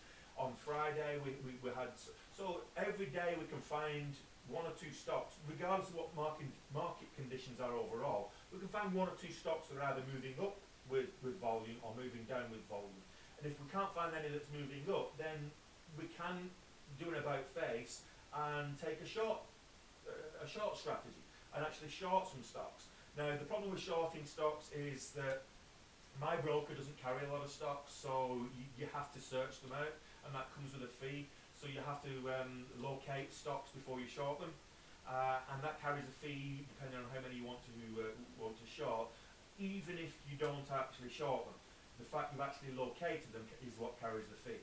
So you locate the stocks to short, and then if you short, it covers any costs that have been incurred. So that's another reason why I'm not a big fan of shorting stocks personally, is because I don't like paying the fees to locate them if they're not readily accessible and available to locate. All that makes sense. How much money am I at right now? So today we're 7,300 up on the day. So 7,300 up on the day. We're highly unlikely, unless there's a grade A setup presents itself, we're highly unlikely. It doesn't look like that's going to be the case. We're highly unlikely to take any more trades today. I'm going to shut down the stream in a few minutes, and we're going to finish the day 7 grand up. We broke the 100,000 barrier for the month. We've still got 4 trading days left, so there's a chance we can get to 150,000 before the end of next Monday. Watch this space. Let's see. What is my best day so far? Where's my trader view? My best ever day. My best ever month. Reports. Let me just clear the filters and look at last year. So I think October was my best month. No, I had my best day last year in October. I had days times month of the year. So I did 143,000 gross. I didn't actually do that much in January last month. I did 120. 166 gross was the biggest month I've ever had. So that was last summer. So I'm expecting we should be able to get towards 130 by close of business on Monday. I would expect if we can get over 150, I'll be very. See, what's surprising about this month, and I did get a bit lucky on Friday, but what's surprising about this month? Normally I'll start a month with $30,000 worth of equity, and I will grow that to whatever I can on the month, and then the last day of the month I will withdraw, leaving approximately 30,000 in the account to do that over and over again. That's kind of what I do, and I'll withdraw it and put it in other areas and crypto and other stocks and other investments and what have you. But this month I started with a blank canvas. I put 5,000 into a new account, and we started just under $5,000 with a challenge. It was more for entertainment purposes on the stream, build up a following and whatnot, and see how quickly and how far I could grow $5,000. I've surprised myself. I was expecting it to be challenging to get to $50,000 by the end of the month. If we look at, on average, what that should be asking you to do, that's growing on average 12.5% per day. If we take a linear growth to get to $50,000 from $5,000, you're looking at a 12.5% growth on a daily basis, and that's difficult to achieve. That is difficult to achieve. So the fact that I'm already at over $100,000, I don't know how to explain that. It is not normal. Don't think that I do this this is something I do every day. I don't make a $67,000 trade every day. That's highly irregular. Normally it's about basics. Occasionally I had a big hit in last October with DWAC. I was able to hit it for the home runs, and that was a huge day, huge trade and a huge day. Several huge trades that day. But normally it's about base hits. And you're lucky if you're getting $5,000 a day. You're lucky if you're getting $10,000 a day. If truth be known, you need to be happy with $1,000 a day or $500 a day. Think about it in the long term. You should be thinking about this as a job, as a trade. When you go to work, you don't think about how much you're earning on a daily basis. You think, okay, I get my wage every fortnight, or I get my wage packet, my salary every fortnight or every month, depending on where you are or who you're working for, and that's how much I'm getting per month. You don't break it down by per day. You might get paid by the hour, but still you don't pay too much mind to that, because you're looking, okay, I've got a 40-hour week, so I know how much I'm getting at the end of the month, or at the end of the week, or the end of the fortnight. You need to look at this in the same way. Trading, it needs to be, you break it down into bite-sized chunks. You need to start looking at your goals. Small accounts, you start off with percentage goals, percentage gain.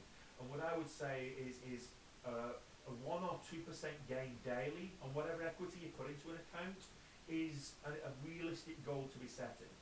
And the compounding effect of that, you'll start to see very quickly, you'll start to see larger numbers materialize from that. However, conversely, as you get a bigger account, you need to switch from the percentage gains to revenue gains, and set yourself a revenue goal each day, each month, each year, whatever it is. The reason for that is it becomes increasingly difficult to grow your account by a certain percentage as it gets bigger. And if you keep trying to swing for those percentages as you get bigger, you end up with bigger losses and again spiraling down, losing your account. So think about it. If you've got $100,000 in your account, it takes a while to get there, but 1% of $100,000 is $1,000. So if you're doing $1,000 a day, that's $5,000 a week. That's $20,000 a month. That's $250,000 a year. So by setting your percentage goals at 1% to start off with, to grow the account, and then when you reach a certain level, you start setting your daily goals at, say, $1,000 revenue, $500 revenue. You know, to start off with, $500 a day revenue, that's good money. It's good money. Don't get greedy. So many people get greedy in the stock market, and they're not happy with the gains they're getting. They want more, they want more, they want more, and guess what? They get less, they get less, they get broke. That's why people lose. Don't get greedy. That's me on my little rant. Apologise for that.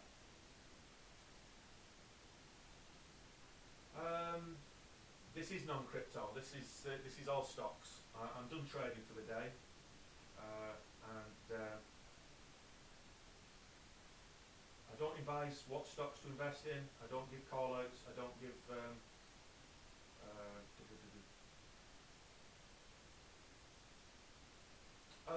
investing. Totally. Scottish Kyle says, don't do this, guys. Just get a low-cost trader and invest in index funds. Do you know what? That's fantastic advice, and I'm not going to disagree with Scottish Kyle. If you want to do day trading, great. Put the effort in, put the time in, learn how to do it. Don't just jump in blindly. What Scottish Kyle is saying is fantastic advice. If you want to make money long term, just keep investing and dollar cost averaging into index funds. So ETFs and index funds, because ultimately when they pull back and take a dip, you just add more. It's a time to buy at a discount. That's long term. Over the course of 5, 10, 20 years, you'll be surprised what the compounding effect of that actually is.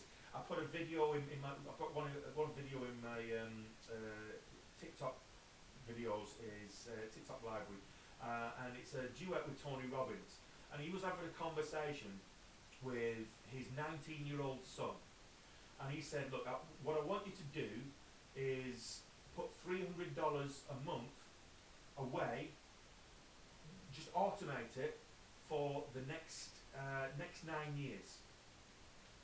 So when you're 28, you'll be set for life, because when you retire, you'll have $1.8 million for $300 a month for 9 years.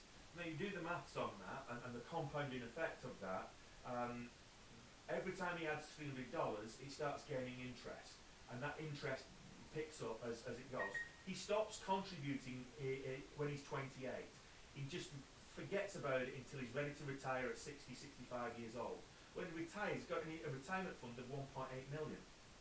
And all he did was $300 a day, $300 a month for 9 years. So that's like $28,000 investment over a 9-year period. That was what Tony Robbins was saying to his 19-year-old son. And that's what Scottish Cal's saying here. Just invest in index funds. What I'm doing is not investing. This is trading. If you want to invest, that's slightly different mentality. Investing, you've got to think long term. If you're investing in companies, do your fundamental analysis. Is this a company that I believe in? Is it going to make a difference? Do I want to be part of the growth of this company? Then invest long term. If this what I'm doing, the companies that I'm investing in, the majority of them are the garbage companies. They pop up one day and you ride the momentum for a profit, and then they sell off and they lose all of that gains and then some the day after, or even out of market hours. So what you perfect example, okay? I'll show you this. So I'll be here's my face. I'll just put right, the perfect example of what I'm talking about here. Right, we're currently sitting on $7,000 worth of gains, right? Okay. We followed this up. We started trading it pre-market here. We recognised the previous areas of support and resistance. We started trading it there. We rode this all the way up. Okay. So it entered the market. This is where it started. This is the opening candle. This is where it started. And you can see that the open was $47.03. It went all the way up, and guess what? Since this was at 950, since 950 it's fallen down below the volume weighted average price, and now it's trading under $45. So not only has it lost the gains from the where it opened, it's actually gone below that and then some. If you actually look at this on the daily, this company on the daily, we're trading it down here because it gapped up. It gapped up on good news. Just over the last week, how much has it lost? It's not even, it's gapped up and it's still not reached what it was the beginning of last week. So you know, it's if you look at it on the last couple of months, Overstock was up there at $110. You know, this is not a company you want to be investing in. Imagine if you bought at $100 up here, $110, and it's now trading at like $45. You've lost half of your money. Most of these companies that I trade on a daily basis are garbage companies. They lose money. So don't get married to them. Don't invest in them in long term. I'm just looking at momentum moves on an intraday basis. What Cal's been saying is great advice, and people need to listen to it. So Kyle, is from an investment point of view, you're absolutely spot on. I'm not talking about investing. If you've got questions, and I don't, because I'm going to be wrapping up the stream shortly, so if you've got questions, my dog's wanting to go for a walk, pop them in the Q&A, swipe left, click on the Q&A button, drop me a question. I'll either answer it with a video with yourself tagged in it, or I'll respond directly to it. I'll respond to any questions on the Q&A. No, I don't use TradingView. I've got this is Dash Trader, so I've got eight windows there, different stocks on the 1 minute time frame, and this was my watch list to start off with. So So as I can see I can see the action on all these charts and what the watch list actually is. This is my trading screen. So I've got this is one stock on 4 different time frames. So I've got the 1 minute, 5 minute, 60 minute and daily time frames.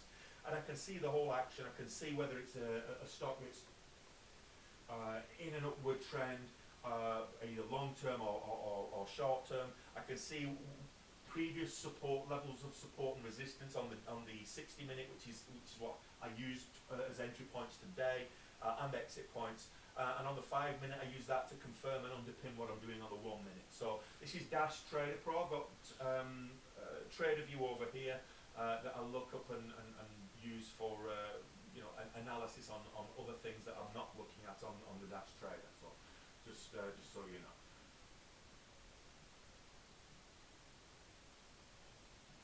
Okay. Well, I'll have to check the news. I've not checked the news today, so I'll check the news today and.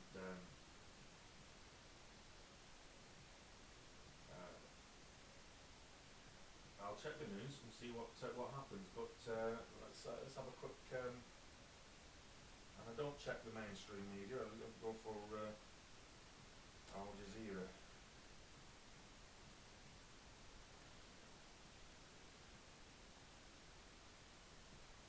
Ukraine crisis.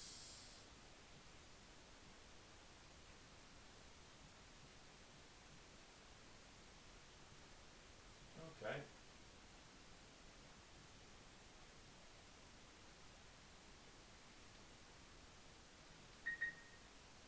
So sanctions are now starting to be imposed on Russia as of today. So yeah, I mean, it's starting to take action, which is the Ukraine thing. Ukrainians, even now, Ukrainians, are defying the Russian invasion threat. So we'll see what happens. We'll see what happens. There's obviously a lot happening now. The Champions League's now being moved from St. Petersburg, it looks like. But from a trading perspective,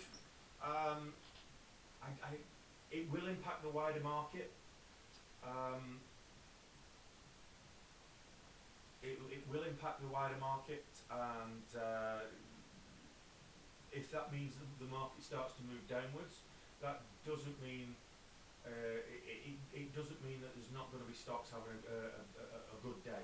If the market is moving in a strong trend, either up or down, that's usually a good thing for intraday momentum. So we can catch trades either up or down moving. So from our point of view, it doesn't really matter.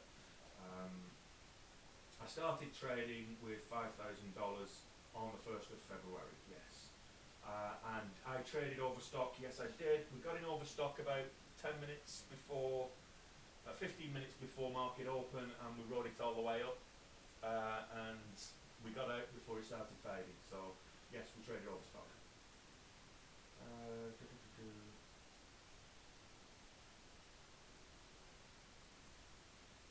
I didn't have only 3 trades every 5 days. So someone's asking, if I started with $5,000, how did you go about only having 3 trades every 5 days? I think what you're mistaking here is me being subject to the pattern day trading rule, and I'm not. So first and foremost, I'm not based in the US, and my broker is based in the Caribbean, so it's an offshore broker. So, stupid dog, kicking the camera. So I'm not subject to the PDT rule. It's difficult to grow a $5,000 account if you're subject to the PDT rule. I'll be completely transparent with that. Which is why, if you are in the US, capital markets is a good broker to use because they are offshore, they're not subject to US legislation. And just stop kicking the tripod. Capital markets, you're not subject to the PDT rule there. That's the answer to that one. Market is shut on the weekends, absolutely correct. 12.5% growth is mental, which is why I was saying that I felt that was a stretch. I was going for 12.5% growth on a daily, and I felt that was a stretch. As it turns out, probably not. I've been doing this since 2020. good day? Thomas T wants to know, is it a bad day? No, it's a good day. Almost $7,500 today, and I'm not trading CFDs. I'm trading equities, forex. Don't know who's got a bad mouth, but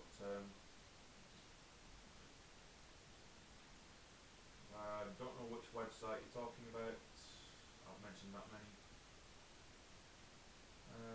How do I find stocks that are going to move? Benzinga. So link in my link tree. Benzinga, that's where I find stocks that are going to move. I use it every day. Benzinga Pro. It's liquid gold for me. I get the signals in real time. I get news breaking in real time. I get the stocks, the gappers, the alerts, the spikes, all of that I get in one place. News, all in one place. On day 17, is it day 17? Yep. So we've got 7,000 to add to it. So we'll be 107,000, over 107,000 today. So the 5,000 to over 107,000 in less than a month. Yeah, it's always tempting to be greedy. Do you know what? That's actually a good thing you mentioned that, because on Friday I made my biggest trade in my career to date, and I had my second biggest profitable day in my career to date, and it was all live on stream. And I decided, okay, I'm done for the day. I'm not going to give any profit back to the market. And I went away, I took the dog for a walk, closed the stream, I had a chat on the stream, closed the stream, took the dog for a walk, came back, and what did I do? I sat here and I was looking at it, and it was about 15 minutes I sat here just looking at the screens, just looking at the charts, thinking, I'm going to get it, I'm going to have another trade, I'm going to have another trade. I'm hot, I'm running hot.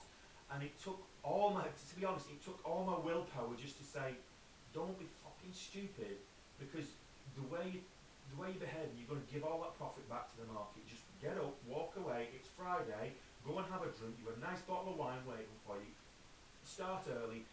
Go and enjoy the weekend. And I'm glad I did. And the fact that it was a long weekend as well helped, because it took that sting away of wanting to be in the markets.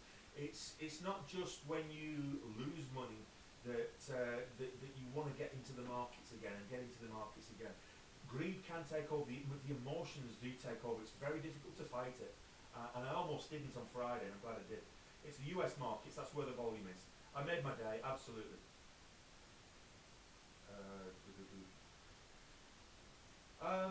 So there's a number of different books. I'll tell you what to do. Drop me a question in the Q&A, and I'll show a few different books that I've read for you, and I'll tag you in the response. But I'll show a few different books, what I've read, what I think are good books, and it'll give some advice to other people as well. What is the 5K today? Day 17. It's 107K. It will be 107K now that we're finished today. So.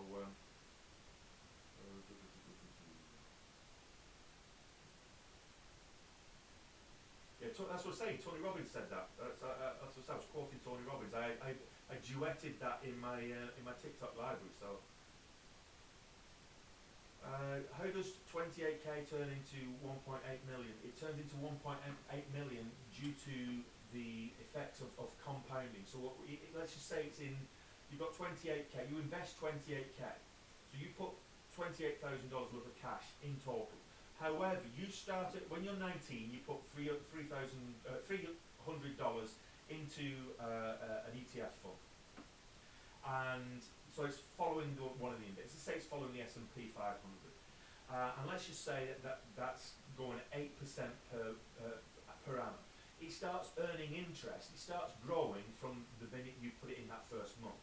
So you've got to break that down on a monthly basis. So then the second month you put another 300 in there, and you put 600 in, but your actual return is slightly higher because your equity's there.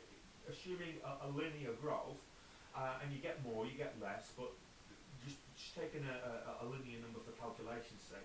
By the time you get to 9 years completed, you're 28 years old, you've got 28,000 invested, you've actually got over 42,000 in equity because of the growth of the compound effect of what you've invested. So when you stop adding to it at you're doing it for 9 years, you stop adding to it at the age 28, that number there is over $45,000 already. Then the compound effect of that over the next 25 years turns it into 1.8 million.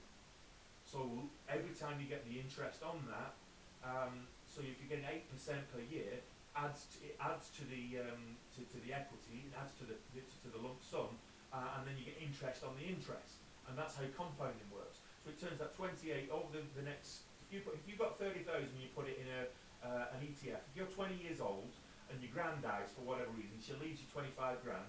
You put that into an index fund and just leave it there. You'll be a multimillionaire by the time you get to 60, 65.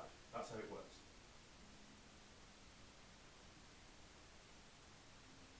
No, nobody said I was investing. There's no point, nothing on my stream. So Roberto's feeling a little bit butthurt, saying that I'm lying because I'm investing. And this is not investing. This is day trading. It's not investing. It is speculating. You're absolutely right, 100%. But I'm not lying. At no point have I said this is investing. In fact, quite the opposite. I'm saying don't invest in these companies because the majority of them are garbage companies. The companies that we were getting involved in and that we were trading are not companies you should be investing in. I just showed you that we've been trading Overstock today. It's the only stock that we've traded today, and we've made $7,500 on trading Overstock today, and it's gone from, in November it was $110 a share, and right now it's trading under $45 a share. That's not a company you want to be investing in long term. That's garbage performance. In 3 months, it's lost more than 60% of its value. So this is not investing. This is not stock picks. This is not signals. This is me for education and entertainment purposes, day trading the markets, scalping momentum, using news catalysts and the impact on the price action of those new catalysts to get in and get out quick. And make profits. That's all I'm doing here. So I'll just skip a dozen or so of these. This trading platform is Dash Trader Pro. You'll get it by default. Actually, no, you don't get it by default. If you sign up with Capital Markets Elite Group, you're given the choice of either Sterling Trader, which is a good platform, and I've traded with that one as well. I like that one as well, and Dash Trader Pro. Now, I trade with Dash Trader Pro simply because it's what I'm profitable on. Before I started using Dash Trader Pro, I was losing money hand over fist. Now, it's not the platform that's doing it, but sometimes it's like when you play football and you wear your lucky shorts or your lucky socks, you get a bit superstitious. So I trade on Dash Trader Pro. I've got it set up how I like. I've got the hotkeys and hot buttons how I like. I've got my layout how I like. I know where to look, so that's why I trade Dash Trader Pro. If anybody wants to trade Dash Trader Pro and they want this layout and they want my hotkeys and stuff like that, I can give the file and just request it. I'm happy to let them have that file. It's no problem. And I'm based in Dublin, so it will be no different. I've traded in the UK when I've travelled across to my parents' place and been trading from their place. Then I've traded in the UK as well, using the same platform. Any thoughts on Tesla? Not really. Don't bet against it. I've tried taking puts on Tesla, lost every time. 3 separate occasions, lost every time. It completely defies logic, Tesla, so don't bet against it. They're always the US is the only country that implements the PDT rule. But the problem that you've got with the US is if the broker is based in the US, or if the trader is based in the US using a US broker, then they use the PDT rule. So if you're in the US and you want to avoid the PDT rule, you need to trade offshore. If you're outside the US, you're still subject to the PDT rule with a lot of brokers that are US based. So if I was to try and trade with a $5,000 account on Lightspeed that only uses and accepts US traders, I would be subject to the PDT rule. But if I was to trade with interactive brokers, as I have done, because I'm outside the US, they wouldn't trade me at Interactive Brokers US account. They will be governed, in Europe it's governed under Cyprus legislation. So Interactive Brokers under the financial regulation of Cyprus. So I don't have to worry about the PDT rule if I'm trading in Europe, or Canada can get around that as well, and things like that. How did I learn? Losing a lot of money. I studied, read books, watched videos, practiced, and practiced some more. Lost a lot of money,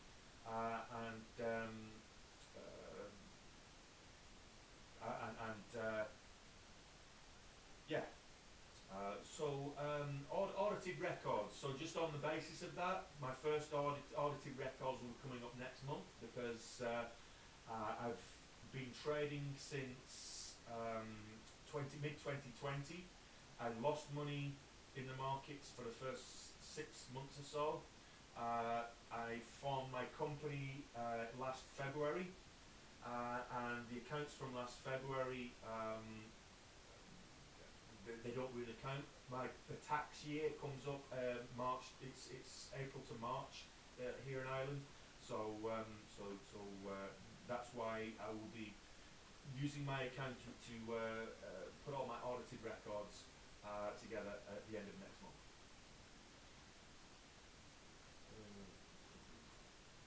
I don't know what you're on about there.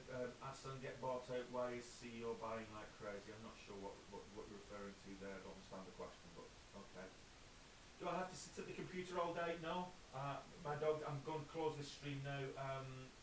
A typical day for most traders is they will hit the desk typically about 30 minutes, maybe an hour before market opens. 30 minutes before market opens, they will start to form their watch list based on news catalysts, based on gappers one way or the other. So you start half an hour before market opens. If you're not making profits in that first hour after market opens, time to walk away. If you're losing money, walk away. If you've made your gains and there's nothing really setting itself up, why stick around? You've hit your daily goal. Why stick around? The good thing about it is it's now most of this last hour I've been talking to you guys. I've not actually been trading. My last trade was just going to click on this.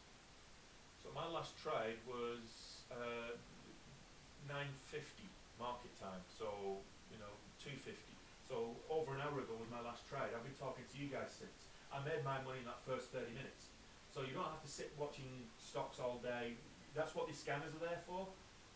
So you can go away, do your other thing, go to the gym, get your shopping done, come back, check your scanners, see is there anything picking up, have a look at it on the charts. Is the volume right? Are there any setups? Are there patterns right? Is it following a trend? You can do that. You don't have to sit around all day. The best times to trade are typically the 60 to 90 minutes after the bell rings and the last hour before close. Those are the best times. That's where the volume is, and we chase the volume.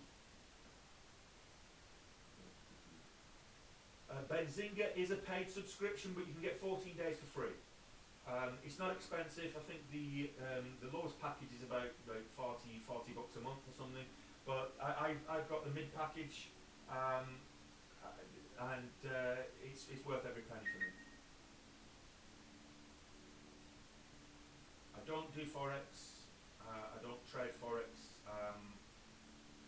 I've covered. Shiba is not a good investment. It's good for swing trading maybe when it's on an upswing. Get out, make your profits. It's no longer a good investment.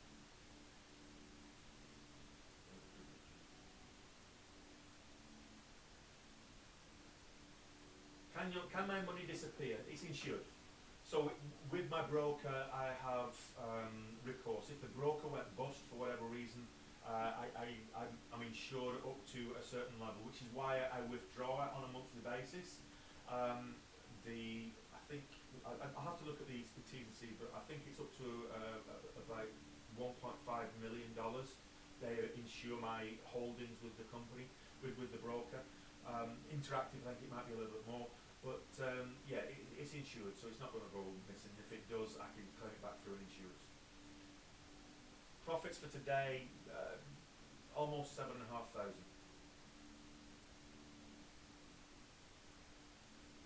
No,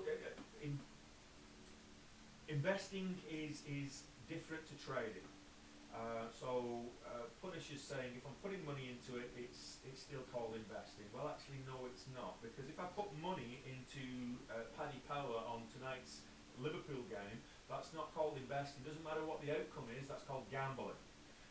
That's not investing.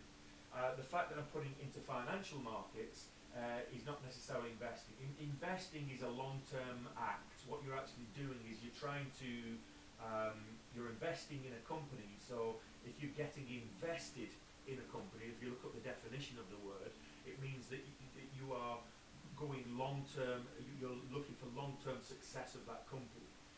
You are getting yourself invested in that company and you're putting money into it. It's not investing. If I'm looking for quick gains, I'm just taking profits, I'm scalping, I'm not investing. That's not investing. It's day trading. You know, you don't go down to the way I would analogize it is you go down to the local fruit seller. He doesn't invest in apples. He sells apples. He's trading. So he buys from the wholesaler and he sells to Joe Public. He's a retailer. He's a retail trader. So that's what your local greengrocer does. He doesn't invest in apples. That's not what he's doing. What he did is he invested in his storefront. He invested in his shop. He invested in his van to go to the wholesalers and back. He doesn't invest in apples. He puts money into apples because that's his stock. That's what he's selling on a daily basis. That's where he's making his money. But that's what I'm doing. I buy equities and I sell them. I'm not investing in them. That's the difference. How do I find the stocks? Benzinga Pro. Link in the link tree, Benzinga. How do I find, I think it says, how do I find stocks to trade? You can click on that, check it out for free. If you need any guidance, just drop me a Q&A question. Can I help set you up? In what sense? Do you need the layout of the platform? Are you going with Dash Trader? I can no problem doing that. What company do I trade? What broker I trade with is Capital Markets Elite Group, mostly. At the moment it is, anyway. How many trades do I get to trade and how much do I have to trade? How much do I have to have in to trade? It depends on, so I get unlimited trades providing that I've got equity in my account because I'm not subject to the pattern day trading route. How much do I have to have in to trade depends on my objective with the trade. And this is the thing, you need to have a strategy before you enter a trade. So if you've got a strategy before you enter a trade, you've got an exit and an entry point, an exit point, and a take profit point. And if your goal is to take profit at X amount, what's your profit goal with this trade? So how many shares? What's the share size that I need to get in? So that will basically dictate how much equity I'm putting into this, and then how much I'm, based on the share size and the price per share, what my exit point will be based on that, and what my take profit point will be. So it's different for every trade, but you want to be calculating your risk versus reward, your entry, exit, and take profit points before you actually enter the trade. And the way you do that is you look for patterns, you trade the patterns.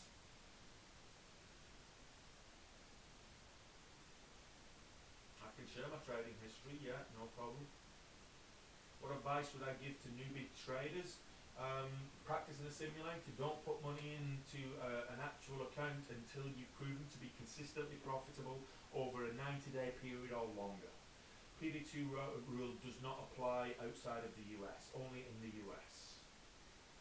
And yeah, so that's actually a good question. PD2 rule only applies to margin accounts as well.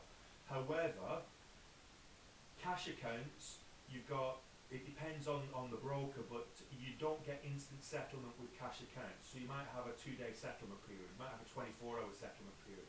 So very often if you've got a cash account and you're in the US and you're trading, you don't want to be subject to the PDT rule, then you might put $10,000 in an account. My advice is trade $5,000 one day, $5,000 another day. That way it's not locked up in settlement.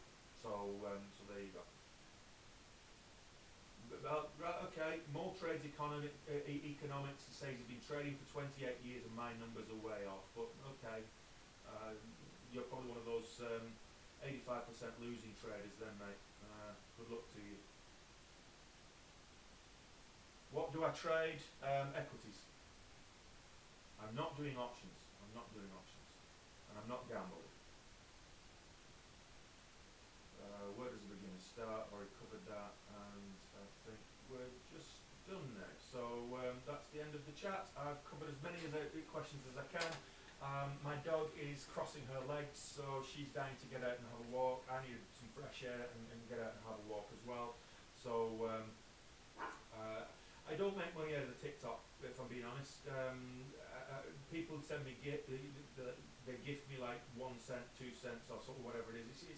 I've made about 20 cents out of TikTok since I started this live stream. The thing is, with the reason why am I doing this live stream is probably a better question. The reason I'm doing this live stream is actually when you're day trading, if you're on your own, you don't have a support circle on your own, it can be quite mentally taxing. It's a lonely trade because you're not interacting with other people, it's just data. It's just data, graphs, charts, all things. So it's not a very rewarding, emotionally rewarding career, I've got to be honest. I started the stream and I use this stream, it keeps me company, keeps me engaged. It takes my mind off trading and stops me from boredom trading as well. So that's why I started the stream. I figured if I can take a challenge, I'll risk $5 grand. It's not a huge amount to me. I'll risk $5 grand. I'll put 5,000 and see if I can grow that up to 50,000 in a month. And I really thought that was going to be a stretch. Normally I'm starting with about $30,000 on any given month. But I thought 5,000 to 50 was going to be tough to achieve. It's going to be a stretch. The markets were kind of a bit quiet as well. The fact that we had 2 big days last week, it just snowballed. I've shown my performance. I've shown what I did for the whole month and how it was slowly growing. We were getting, on average, about 17% growth on a daily, which was ahead of the 12.5% I needed to hit 50. But I still felt it was going to be a stretch. I was expecting a big red day at some stage, and it didn't come. So now it's unlikely I'll get big red days now because I'll just size down smaller. It's still decent size for a small account, but I've not got a small account now. I've made $7,500 today. That takes me over the $100,000 mark for the month. So it's quite a substantial sized account now. And for me to make $1,000 a day on a $100,000 account, with 6 times leverage, shouldn't be a problem. I can't get cocky or big egoed about it because the markets do humble you when you do that. You still have to be patient and wait for the trades to set up, and don't take crappy trades, only take good grade A setups. Okay, so thanks for joining J Pond at 99. I'm streaming live before market every day, so I put out videos on a daily, but I'm streaming live every day. So join us 2 hours before market opens. I'm normally just talking for the 2 hours at the moment because it's not very volatile pre-market at the moment. So yeah, you're welcome to join me tomorrow and Friday. Yeah, so that's essentially it, Calpy. So I just buy and sell stocks, and it makes it that far that quick. That's what's happened. But you've got to choose the right setups. The stocks can move quickly in one way or another, and if you're not disciplined, if you're not careful, if you don't manage risk, you'll more than likely most people lose money. So you'll don't manage risk. give it an example. If I didn't manage risk, I could have taken a trade last Thursday. What was the trade I took last Thursday? Let me just have a quick look at my journal. The big trade last Thursday was ISPO, Inspiraton or whatever it was. We made over $15,000 on that trade. So the thing is with that trade is that particular stock moved up 750% on the day. And I wrote a percentage of that up. I managed to get a 68% gain on the day. Now, if I wasn't managing risk, I would have put all my equity into that stock when it started moving and rode it all the way up. And when it finished, with hindsight, when it finished, it got to 750% gains, I would have made 750% on the day. But if you're managing risk, you can't take those risks with the severe volatile movements that you're getting. So the fact that I wasn't just, I was able to make 68%, but I was also using 6 times leverage. So when I look at that, I'm actually only making a little over 10%, I think it was 12% gain on my buying power for the day. So the fact that a stock moves 750% and I only make 12% on my buying power on that same day, trading that same stock, tells you a lot about how risky it is in the market and how tight your risk versus reward ratios have to be. I could have traded, I've got to be honest, I could have traded that stock better. It did gap up, it ended up 750%, and I could have done a lot better with it myself. But I'm happy with the gains that I got because I'm proud of the way I managed the risk. So when you think about it that way, there's gappers at the moment. We've got beauty and health is gapping up 36% on the day. We've got renewable energy corps is gapping up 23%. Overstock, which we traded, is now 21%. It's basically sold off since we got out of the trade at 10 o'clock, and it's sold off ever since, and it's way below the volume weighted average price.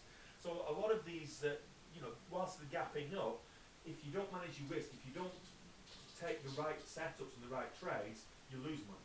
Most people lose money because A, they get greedy, and B, they don't follow the right patterns. I made $7,500 today. I'm not licensed. I could do that. So creating a hedge fund, would I ever start a fund and let people invest? I could do that, but it means I've got to get licensed and by the Financial Regulation Authority to manage other people's money and become a hedge fund manager, manage a hedge fund for other people to invest in. And quite frankly, that's too much hassle than what it's worth. I don't send signals, but chaos. I don't need to send signals. If you've got Benzinga there, you're getting the data in real time the same way as I'm getting it. So you just need to know what you're looking for and the gappers that you're looking for. You don't have to be that clever. You just have to be trained. It's like nobody would say that a bricklayer is clever, but they're very skillful. They're well skilled. Would you say a dentist is clever? I've met lots of dentists that aren't very bright, but they're skilled. They've got an academic intelligence. And this is no different from any other trade or profession, is that you need to practice, you need to learn the skills, you need to get the knowledge in order to be successful. Without it, just dipping in, you wouldn't walk into a dentist office and take the drill and start drilling in someone's mouth because you saw someone do it on YouTube. That's not how it works, and this is no different. This is a profession, and you need to treat it with that kind of respect. So would you like me to talk like that with a different accent? The screen is Benzinga Pro. Swipe your screen left and click on the TikTok the TikTok trader link. It's a link tree, and it says there, find the stocks to trade using Benzinga, and that's what I use. So there. So you can't just walk into the markets with no experience, no knowledge, no because you see someone else doing it. That's like me watching my dentist drilling a hole in someone's tooth to apply a filling and thinking that I can do the same thing. It does look easy, and it's not. Paper trading platform. Get a subscription to a paper trading platform. As long as it's got live market data, it costs about $150 to $200 for a paper trading platform with live market data. It costs about $150 to $200 per month. You can just try one of these challenges that are also in the link tree with Trading Academy. It's $200 bucks to try the challenge, and if you win the challenge, which is all about risk management. It's not about profits. It's about risk management. Okay. There's a golden rule when it comes to day trading. Some people say it's akin to gambling, and 85% of people that get into it will tell you that's true because they lose. Because a gambler's mentality is talking about winnings. It's talking about profits. It's talking about gains. A real day trader focuses on risk. Minimizing risk mitigation. That's what a real day trader does. A profitable day trader does. It's all about looking at the risk, not sticking to your risk mitigation strategy. Open Thinkorswim. Thinkorswim's a great platform. I've done quite a number of tutorials using Thinkorswim on the paper accounts there. It's delayed data by 15 minutes, but you can actually replay it as well, which is good. If you're looking to start off, to learn how to chart, to learn how to read and recognize patterns, to learn how to read the technical analysis, Thinkorswim is fantastic.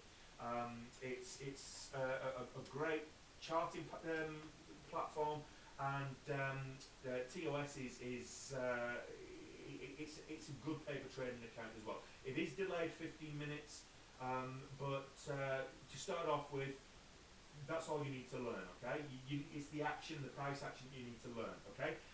Once you've got a strategy you think that's going to work, then's when you need to trade in a live feature paper account, because what you're looking for is you're looking for catalysts that are live, that if you're taking the catalyst from Benzinga, for example, or Finviz, or wherever you're taking it from, and you trade it in a 15-minute delayed account, it's kind of useless, because it's like looking 15 minutes into the future and knowing what's going to happen. It won't create that real world setting to test your strategies and do it that way. So you need to have 3 months working with live data at profitability before putting money in the account. That's what I would say. What percentage of my strategy would you say relies on technical analysis? 100% of my strategy relies on technical analysis. That's what it is. So technical analysis, I'm looking for support resistance levels, pattern breakouts.